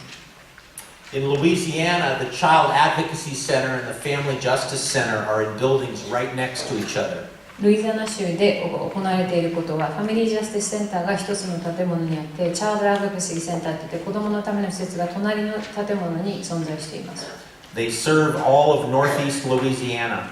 この施設2つの建物でルイジアナ州の4分の1の地域に対するサービスを提携しています。Since this center opened, domestic violence and child abuse homicides are down 70%. この施設がオープンしてからこの地域の中で DV 虐待による命を落とす人たちの数というのが 70% 減っています。Here's a center in South Bend, Indiana, インディアナ州のサウスベンドという町です。where the Child Advocacy Center and the Family Justice Center are all in the same building. ここでは子どもたちのためのチャイルドアドボカシーセンターとファミリージャスティスセンターが一つの建物の中に存在しています。Each center has different kinds of features. そしてそれぞれの施設の中には特徴となることがあります。When we opened the San Diego Center, victims wanted a picket fence and they wanted a roof with wooden shingles. サンディエゴで初めにファミリージャスティスセンターを作った時に暴力に遭った人たちがその施設の中でお家のように柵があって、そしてこういうちょっと白い柵とか屋根とかこういったものを取り入れてくださいという希望があったのでそれを入れました。 In a government building. それを行政の建物の中で実際に作ったんです。 We'd never made a government building with a picket fence. 行政の中でこんな白い柵を作ったところというのは他には多分ないでしょう。Today, this is what the lobby looks like at the San Diego Family Justice Center. 今現在サンディエゴのファミリージャスティスセンターの待合室っていうのはこんな感じになっています。 With welcome in 22 languages. ようこそっていうのを22カ国でここで書いてある、ここに書いてあります。 Even Japanese. 日本語も書いてあります。 And there's lots of other features too. 他にもどういったことが特徴となっているか。 Honoring people who give money. 私たちの活動のために資金を提供してくださる方たちの名前をここに表彰したり、 Special artwork. いろんなアートをここで提示したり。 This is in Maryland. これはメリーラ State of Maryland. メリーランド州の施設です。 That artwork was made by survivors. このアートはサバイバーの方が作られたアートです。 A lot of our centers have computer labs. 多くのセンターの中にはこういうコンピューターが使える場所が設けられています。 Where survivors can come and learn computer skills. そこでサバイバーの人たちがコンピューターの使い方について学ぶということもしています。 Many centers have video teleconferencing. そしてそのセンターの中でビデオカンファレンスができるところが多くあります。 So victims don't have to go to court. それをすることによって実際に裁判所に行かなくて済むわけです。 They talk to the judge over video. 裁判官にビデオのリンクを通して話すことができます。 Which allows them to be safe at the Family Justice Center instead of being in court with their abuser. ですから裁判所に行ったら加害者がその場にいる場合がありますけれども、サバイバーがファミリージャスティスセンターにいてビデオを通して裁判に参加することによって安全が確保できます。 Many of our centers have kitchens where survivors can prepare food for their family. 多くのセンターの中にはサバイバーの人たちが自分の子供たちに提供する料理ができるようなキッチンも備えてあります。 And special areas where they can relax and talk with other survivors. そして他のサバイバーと一緒に話をしたりリラックスするっていうことができるような場所も設けられています。 This is the original children's room at the San Diego Family Justice Center. サンディエゴのファミリージャスティスセンターで一番最初に立ち上げられた時のこの部屋の写真です。 This is what it looked like when Oprah came to visit. オプラの番組に出た時はこんな感じでした。 And then the center in Anaheim did much better. でもカリフォルニア南部のディズニーランドがあるところはもっともっとすごいことを作ったんですね。 Yeah, they had Disneyland design their center. いやディズニーランドがそこに入ってくれたことによって素晴らしいものを作ることができました。 So I decided to ask SeaWorld in San Diego to design our center. サンディエゴにはでもシーワールドっていう遊園地があるんです。だからシーワールドに行ってそして手伝ってもらうことにしまし Like competition. た。競争し合ってるんですね。 SeaWorld did a terrible job. でもシーワールドちょっと下手でした。 But our focus in many of the centers is to create childcare. でも私たちが目指していることっていうのはその中で子どもたちの保育とかそういうサービスを提供することであったり。 This is one of 20 rooms in a family justice center in Fort Worth, Texas. テキサスのフォートワースという町の中にある20室の中の一つの部屋がこんな状態です。 That are part of a child care facility in the center. センターの中に子どもたちの支援をするセンターが設けられているからです。 So women can bring their children there when they go to work. 子供たちが女性たちが自分が仕事に行くときにここに子供を預けに来るということができるんです。 And when they go to court, 例えばその女性たちが裁判所に行かないといけないときにも子供たちをここに預けることができるんです。 and the professionals in the center also bring their children there for child care. でもサバイバーの人たちだけでなくてこのセンターで実際に働いている人たちも自分たちの子供たちを連れてきてここを預けることができるようになっています。 So the children of the victims and the children of the professionals are together all day long. ですからこの中でこの部屋の中でサバイバーの子どもたちもいれば支援者の子どもたちもいれば一緒に子どもたちが過ごす時間を過ごします。 To create community. それがコミュニティ、子どもたちにとってのコミュニティなんです。 In many of our centers, we build large conference rooms. 多くのセンターの中にはこういった大きな会議室を設けるということもしています。 So that the community can come and get training at the center. なぜならこういった部屋を設けることによってその地域の中で活動していらっしゃる関心を持っている人たちがこの会議室を使っていろんな活動をここで行うことができるようになっています。 And in many centers now, we have forensic rooms and medical services. そして司法面接を行ったり司法面接の中での医療サービスを提供するような部屋も多くのセンターの中に入っています。 All in one place so they don't have to go to the hospital. それをこういったところに取り入れることによってその傷つきを抱えた人たちが病院に行かなくて済むんです。 And they're designed like homes, not like government buildings. そして行政の建物っていう雰囲気ではなくて誰かの家に行くような雰囲気を作り出すということも目指しています。 In Oakland, California, they even have an espresso bar in the Family Justice Center. カリフォルニア州のオークランド市の中にはサバイバーの人たちのためにエスプレッソバーまで設けていてそういってカフェみたいな雰囲気を出しています。 In Texas, they have a courtroom inside the Family Justice Center. テキサス州の中にあるファミリージャスティスセンターの中には実際に裁判が行えるような裁判所が設けられています。 So victims and children can practice testifying before they go to court. そういう場所があればサバイバーの人たちや子どもたちが実際に裁判で証言をしなくてはいけない前の段階でその部屋で練習をすることも可能になります。 When we opened our center in Amman, Jordan, ジョーダンの国のアマンでセンターをオープンしたときは we created an art program so that survivors could make things and sell them to support themselves. この中でサバイバーの人たちが自分のアートを通して何かそのアートの作品を販売できるようなそういった場所もセンターの中に作りました。 And now art is a very important part of all of our centers. ですから全てのセンターの中でアートっていうのはすごく大事な要素を果たしてくれています。 We have a center in Minnesota that has a hair salon inside the Family Justice Center. ミネソータ州の中のファミリージャスティスセンターではヘアサロンの作られています。 So women can get a makeover before they go for a job interview. 自分のその仕事のための面接に行く前に女性たちがここで髪の毛を切ってもらったりとかいうことができるようになっています。 Or to court. あるいは裁判に出向く前に。 We have a partnership where we give women free clothing, new clothing, not used. それからいろんなコミュニティの中にあるお店とかそういったところと提携することによって古い洋服ではなくて新しい洋服をサバイバーの人たちに提供できるようにしています。 So they can come to the center to get a business suit. センターに来ることによって必要とするビジネス用のスーツを女性たちはそこでそれを持って帰ることができます。 Or professional clothing when they apply for a job. 仕事に行くために必要な洋服もここでも得ることができます。 And in other parts of the world, there are even more amazing centers. In Sweden, 例えば他の国ではもっとすごいことをしています。スウェーデンでは they have a client kitchen with very expensive Viking appliances. このサバイバーの人たちのキッチンで使っているその電化製品っていうのはバイキングって言ってものすごく上等なものをここに入れています。 Where survivors can make meals all day long for their family. ここでサバイバーの人たちは自分の家族のための料理をすることができるんです。一日中。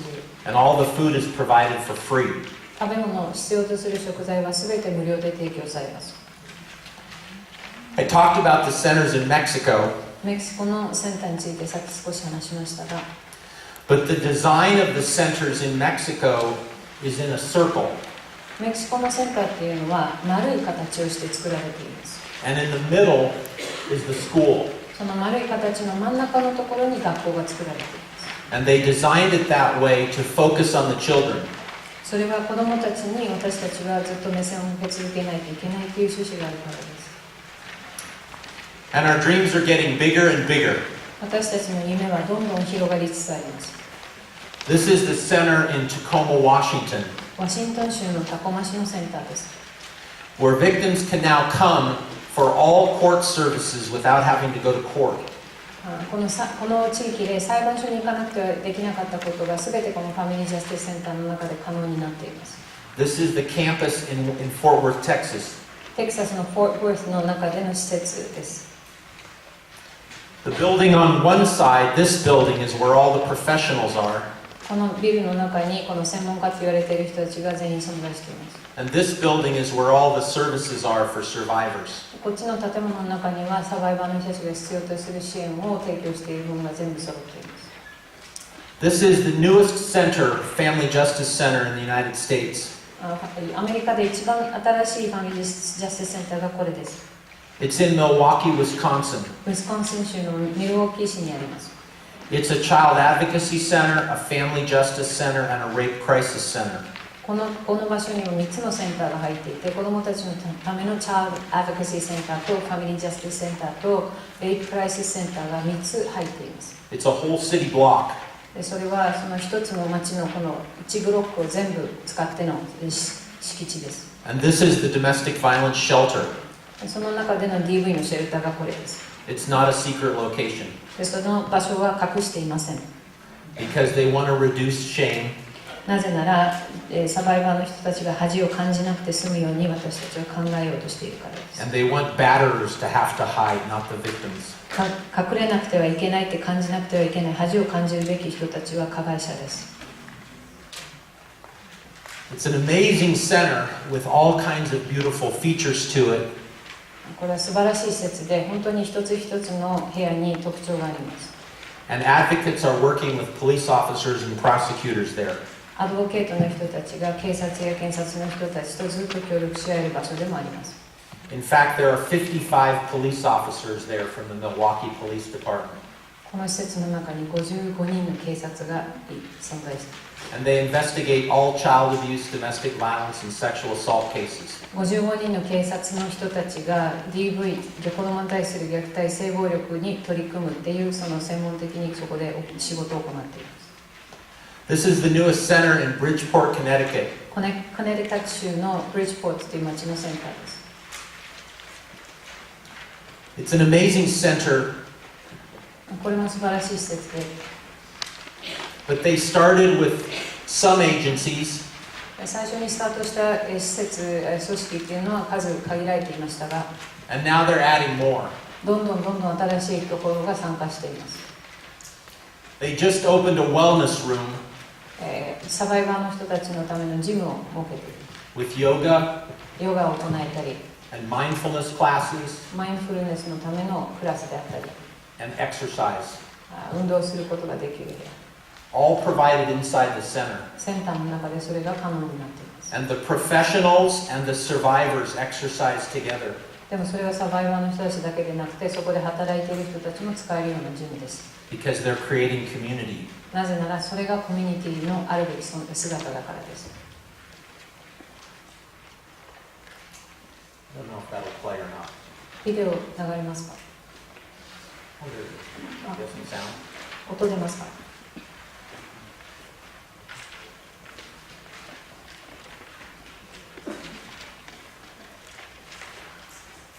？No sound.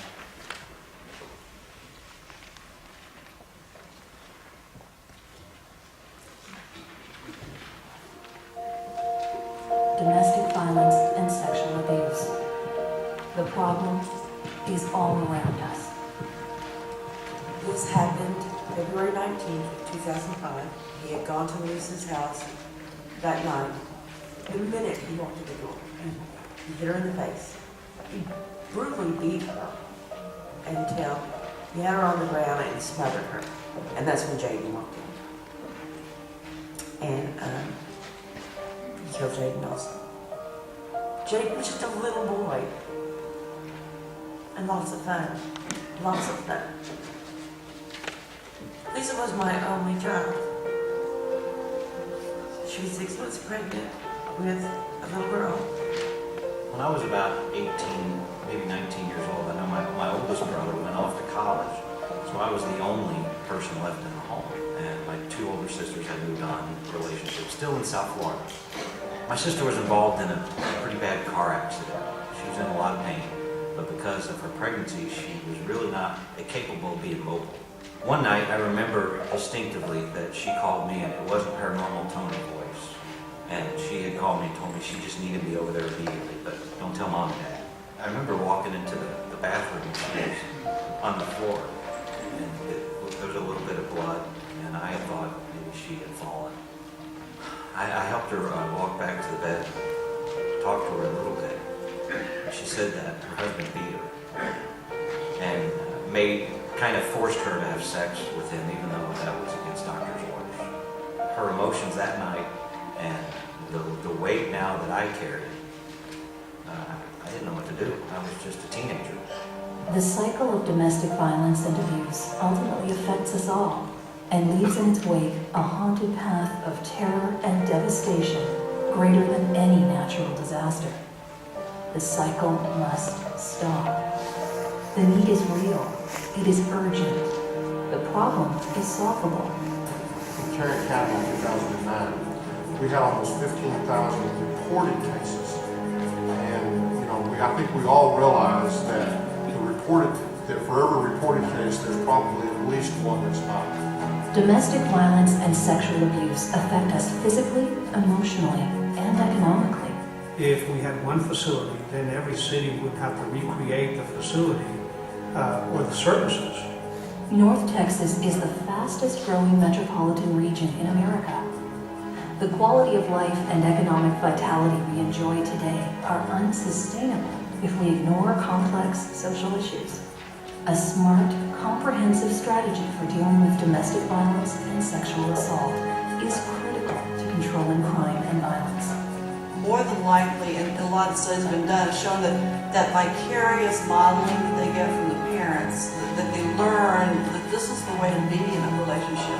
We know that about 70% of adults that are violent have experienced violence in the home themselves or were exposed to violence between their parents. Because of our explosive population growth and increasing lack of mobility, it is absolutely imperative we build one easily accessible place where victims of domestic violence and sexual assault can get the help they need. If we can drastically reduce the number of children who are growing up in homes where there is domestic violence, and we can do that with one safe place, then we're not just improving the lives of those individuals, but we are building safer communities for the long haul.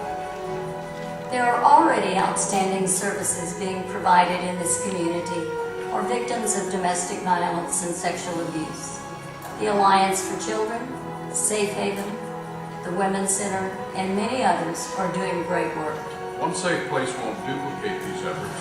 One Safe Place will provide the framework for greater collaboration and teamwork. The day we are successful here, and the day we open our doors, and the day I know that collectively our community came together to build such an amazing place, that'll be the day I call my sister and tell her I answered that painful memory. To everybody who's involved, the donors, the people putting this together, the people who pioneered this, the good folks from all the agencies who are collaborating and coming together and making this thing happen, is you are giving a lot of people their lives back. And that's gratifying. And it's a beautiful thing. And thank you. The need is real. It is urgent. And it is time for action now. Join us and help break the tragic cycle of domestic violence and sexual abuse. Together, we will forge a living legacy of helping victims become survivors. We can change the future. My name is Joel Gwinn. I'm chairman. I'm going to stop it there. ここで一旦ここで止めますね。But that's the video that they created before they opened the center. このビデオはセンターを作る前に作られたビデオです。And now that center is open. で、そのセンターが今は実際に運営されています。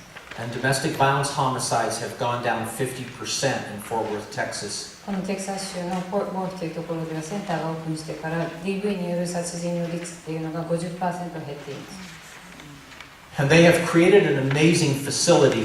You can see the kitchen, the dining room there. この施設の中のキッチンと食堂です。There are 30 agencies in the center. センターの中に30団体、施設が、ここに入っています。And no one can eat lunch at their desk. その中で働いている人たちはそれぞれの机でご飯を食べるということは禁止されています。They're all required to eat lunch together in one lunchroom. サバイバーの人たちと一緒の食堂でそこで働いている人たちが一緒に食事をとるということになっています。Police, prosecutors, advocates. これはアドボケート、検事、警察、皆同じです。Doctors and nurses. 医師であると看護師であると。And no one has private offices. そしてその人だけの隔離されたオフィスっていうのは誰も持っていません。They all work in open work areas. すべてのオフィスがオープンな環境でオープンな環境のオフィス。So they can talk to each other. そうすることによって話しやすくしています、お互いに。And work together. で、一緒に働きやすくしている。And I told you about the Milwaukee Center, but this is one of our centers in Canada. ミルウォーキーの話をしましたが、これはカナダの施設です。It's called the Mosaic Center. モザイクセンターって、モザイクのセンターって言われる。And in one place, 一箇所で、they deal with child abuse, sexual assault, domestic violence, and human trafficking. 4つのことをしています。子供に対する虐待、DV、性暴力、それから人身売買、人身取引の問題です。And then the one last piece I want to talk about before I'm done 一番最後にお伝えしたいこと終わる前に is the special camp we created 子供たちのために作った特別なキャンプの話です。 that serves both adult survivors and their children. このキャンプではサバイバーの大人たちもそしてその子供たちも参加できます。 You won't find these in your slides. これは皆さんの配信に出てない部分になります。 I added these pictures この写 later. 真これからお見せする写真は後からこう入れたものなの So で you す。 can give up looking for them. They're not there. 皆さんの中にないから探さないでください。 Just, it's okay.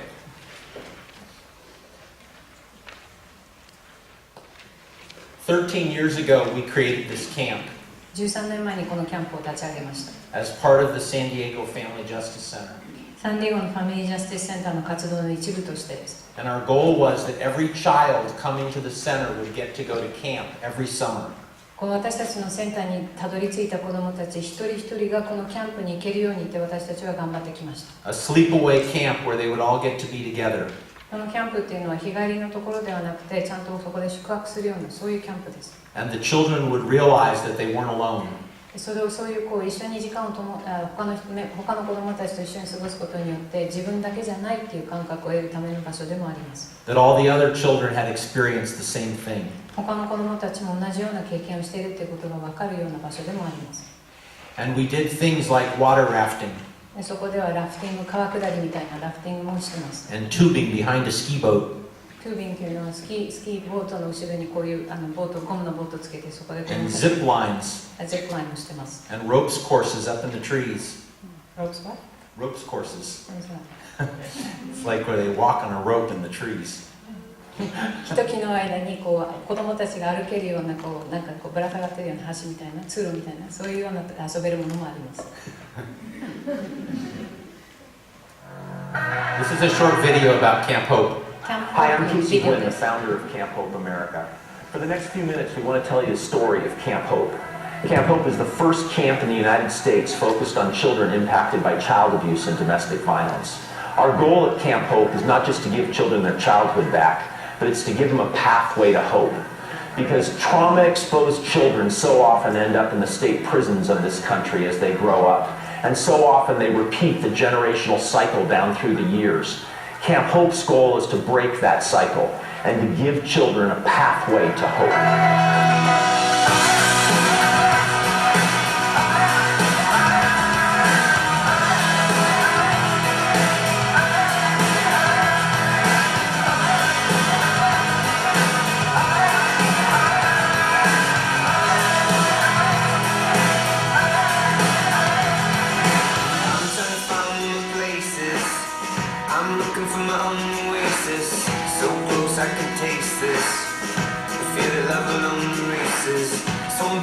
the basics. I figure it's time to face this. Time to take my own advice. Love alone is worth the fight. Love alone is worth the fight.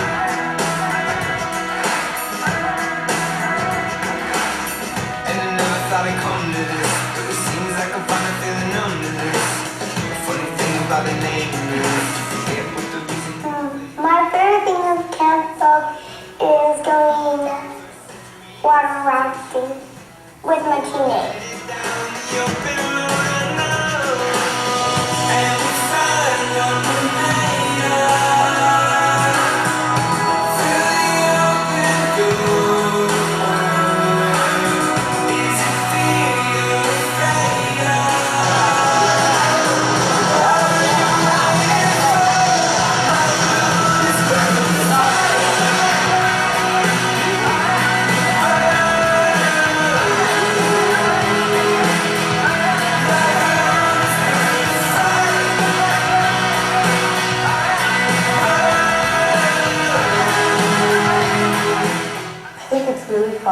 It's like super awesome, and then like I got to do like all this stuff, like rafting and eating s'mores and the campfire, and being with people that really care about you and talking to them about your feelings. Why you fighting and getting it even?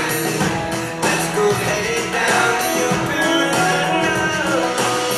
and we find one more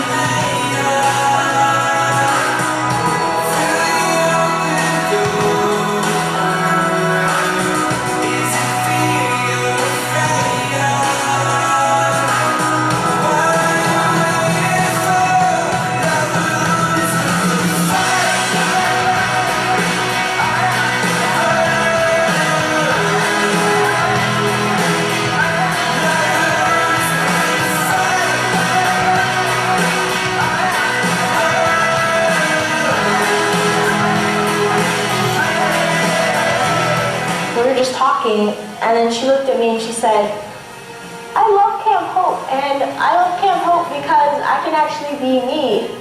And honestly, that really touched me because I never imagined somebody not being able to be them. When I was with my dad, all these bad things happened, and I always blamed my mom. I would yell at her and say, it's all your fault, it's all your fault, but then I realized it wasn't her fault. It was not her fault. It was the abusers.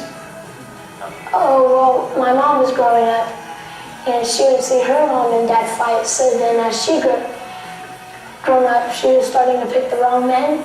And those wrong men would act like they're all good and everything else. But then sooner or eventually they just change really quickly. Yes, there is ups and downs, but just still got the ups, not the downs. We need you to help us change the ending for these children. You can love these kids at 10 or 12 or 14, or you can lock them up at 17 or 18 and say you're tough on crime. Will you invest in hope? Will you help break the generational cycle of abuse? We need you to be hope givers.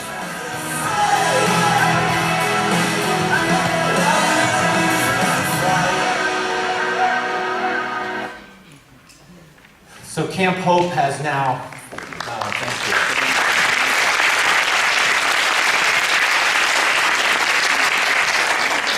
Camp Hope started in San Diego, and next summer will be in 14 states across the United States. サンディエゴでスタートしたこのキャンプホープっていうのは来年には14カ所、アメリカ全米で14カ所にも広まることになっています。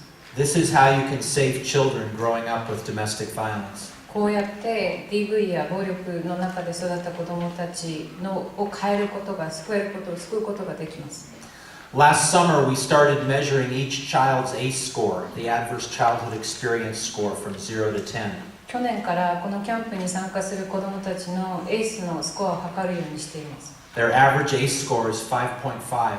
平均数値としては 5.5 が出ています。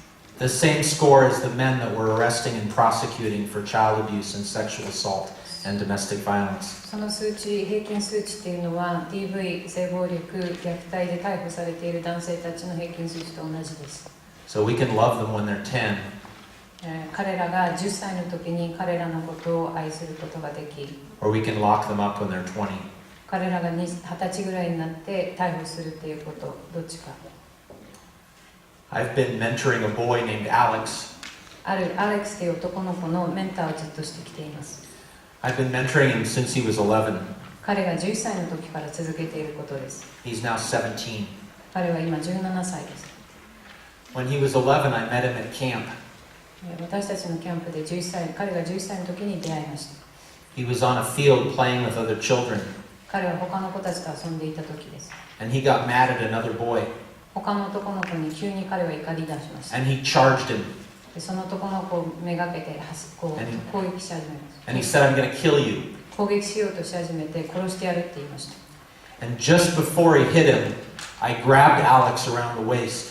アレックスがその男の子に殴りかかろうとした直前に私はアレックスにこうやって腕を回して止めることができました。 And I picked him up and carried him over to the side of the field. でアレックスをこうやって抱きかかえながらその原っぱのところから端っこのところに彼をまず連れて行きました。 And the whole time he was raging and screaming at me and saying, I'll kill you, I'll kill you.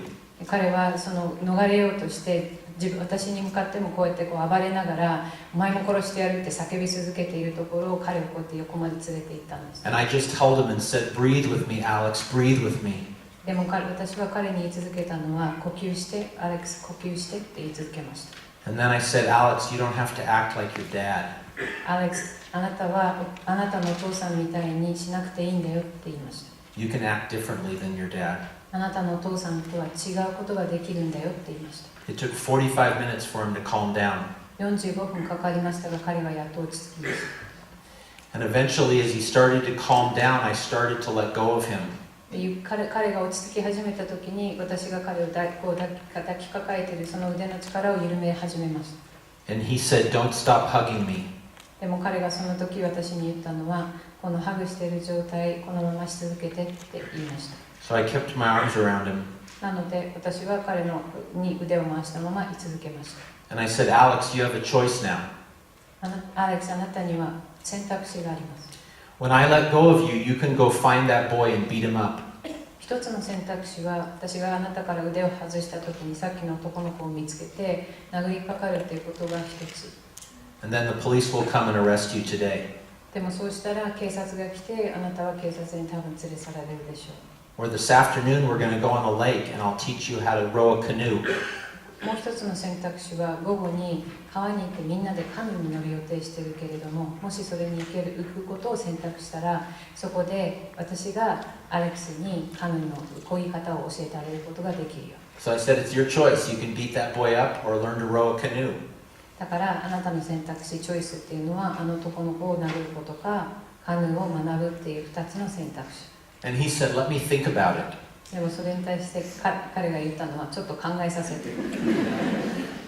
And I held him for another 10 minutes だから彼が考えている間私はずっと彼に腕を回してハグし続けました。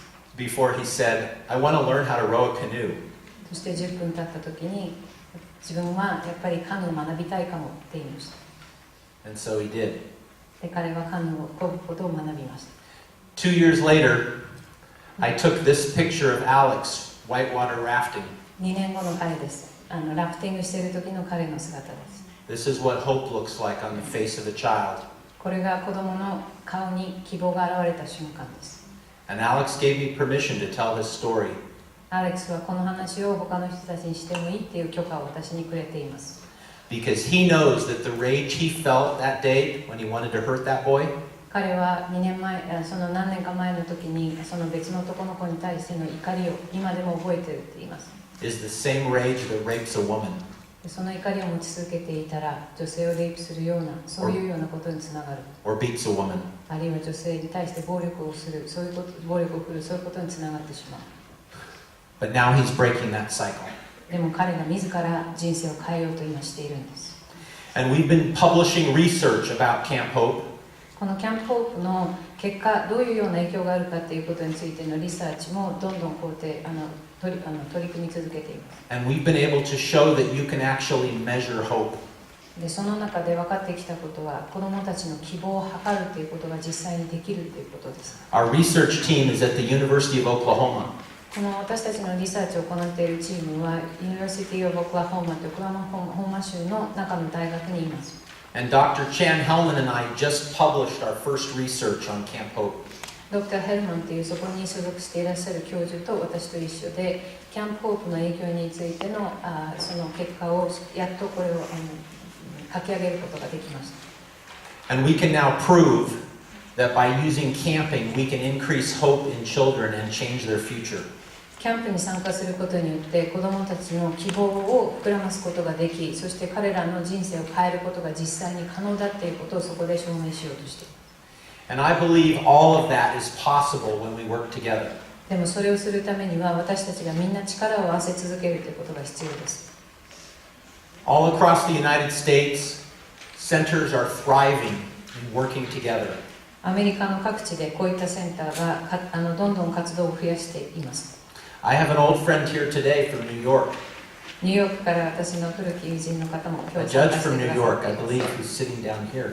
こちらにいらっしゃるニューヨークの裁判官のフィールズさんです。フィールズさん。Marjorie Fields. Judge Marjorie Fields, can you stand, Your Honor? Judge Fields is not on the bench now, but she works here in Japan, and I know she spoke previously. Judge Fields, thank you for being here today. It's an honor to have you. 2005年のシェルターシンポジウムでの基調講演を行ってくださって、何度も日本に来られていて活動し続けて私たちをサポートしてくださっているフィールさんがここにいらしていることを光栄に感じています。Thank you.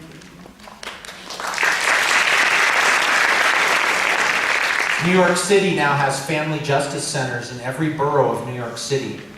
ニューヨークの街のニューヨーク市の中にはそのボローって言って東京だったら区みたいに分かれているところがあるんですけれども、どの区の中にもファミリージャスティスセンターがあります。And in New Orleans, after Hurricane Katrina, we built a new family justice center. ルイジアナでもカトリーナっていうとても大きなハリケーンがそこを直撃したんですけれども、その後にファミリージャスティスセンターを作ることができ It's now one of the most powerful centers in the United States. アメリカの中でもすごく大きな働きをしているセンターの一つです。 And domestic violence homicides are down 60%. その地域でも DV による殺人の率が 60% 減っています。And as I close, I'll just make a few more points. Research is showing that if advocates work with police officers together and prosecutors, it reduces the bias of police officers against victims.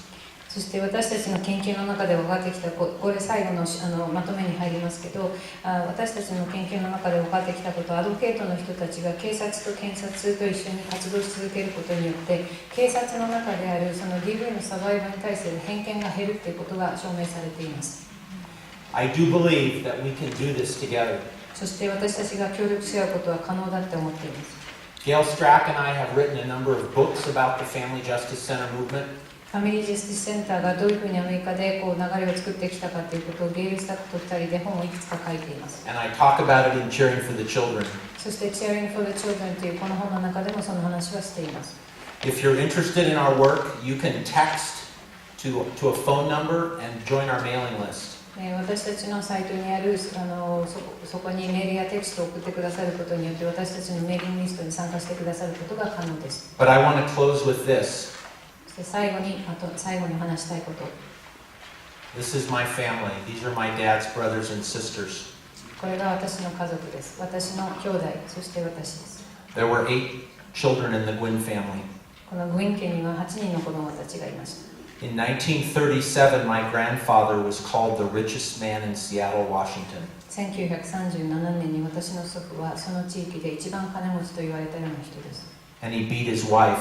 でもその彼は自分の妻を殴って暴力を振るっていました。And he beat all 8 of his children. そして子供たちすべてに対して虐待をしていた人です。And no one ever knew. そしてそれを他の人たちは知ることはありませんでした。My dad was the youngest. He's on the right. これ父親の兄弟です。父親の兄弟で父親が一番右にいます。And my dad did amazing things in his life, but he also had demons because of the abuse. 父親は人生生きている中でいろんなことを成功した人でもありますけれども、自分の中で常に戦っている、その悪魔と戦い続けている人でもいました。But I am thankful that he was married to my mother for 58 and a half years and he never hit my mom. でも彼が生きていた中で58年間私の母親と結婚している間に私の母親には身体的暴力を振るわなかったっていうのは彼が頑張ったことだと思っています。But late in my dad's life, I had to lock him up in mental hospitals because of his mental issues. でも彼の最後の何年間かの間は施設に入れなくてはいけないほど精神疾患が大きかった人です。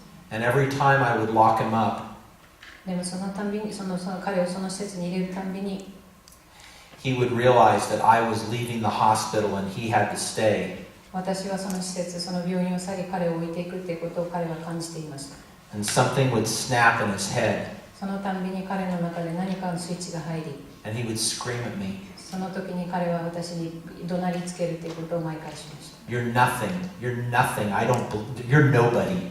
お前は何者でもない、何の価値もないって彼は自分に言い続けました。You'll never amount to anything. お前なんか何も役に立つような何もならない。And I would say, that's not my father talking. My father loves me. そのために私が父親に返した言葉っていうのは、それは私の父親が私の父親が言っていることではない。私の父親は私のことをちゃんと愛してくれているって言い続けました。And then I realized he was talking to me like his father talked to him when he was a little boy. その時に私が気づかされたのは、彼が私に向けて言った言葉っていうのは、彼が子供の頃に彼の父親から言われ続けていた言葉だったっていうことです。Because my dad never had the help that was available. なぜなら、私の父親はその生きている間に必要とするサポートを受けることができなかった人だからです。But now we know better. でも私たちはそれを変えられるっていうことを知っているはずです。And now we know that if we work together, we can change the ending for children. そして私たちが協力し合って一緒に活動し続けることによって子どもたちの人生の歩み方を変えることができるはずです。That's why I came here today. そのために私は今日降りたので来させていただきました。Because we have a dream together. それは私たちがみんな一緒にシェアしている夢を達成するためです。And we can make this become a reality. そしてそれを実現するためでもあります。ありがとう。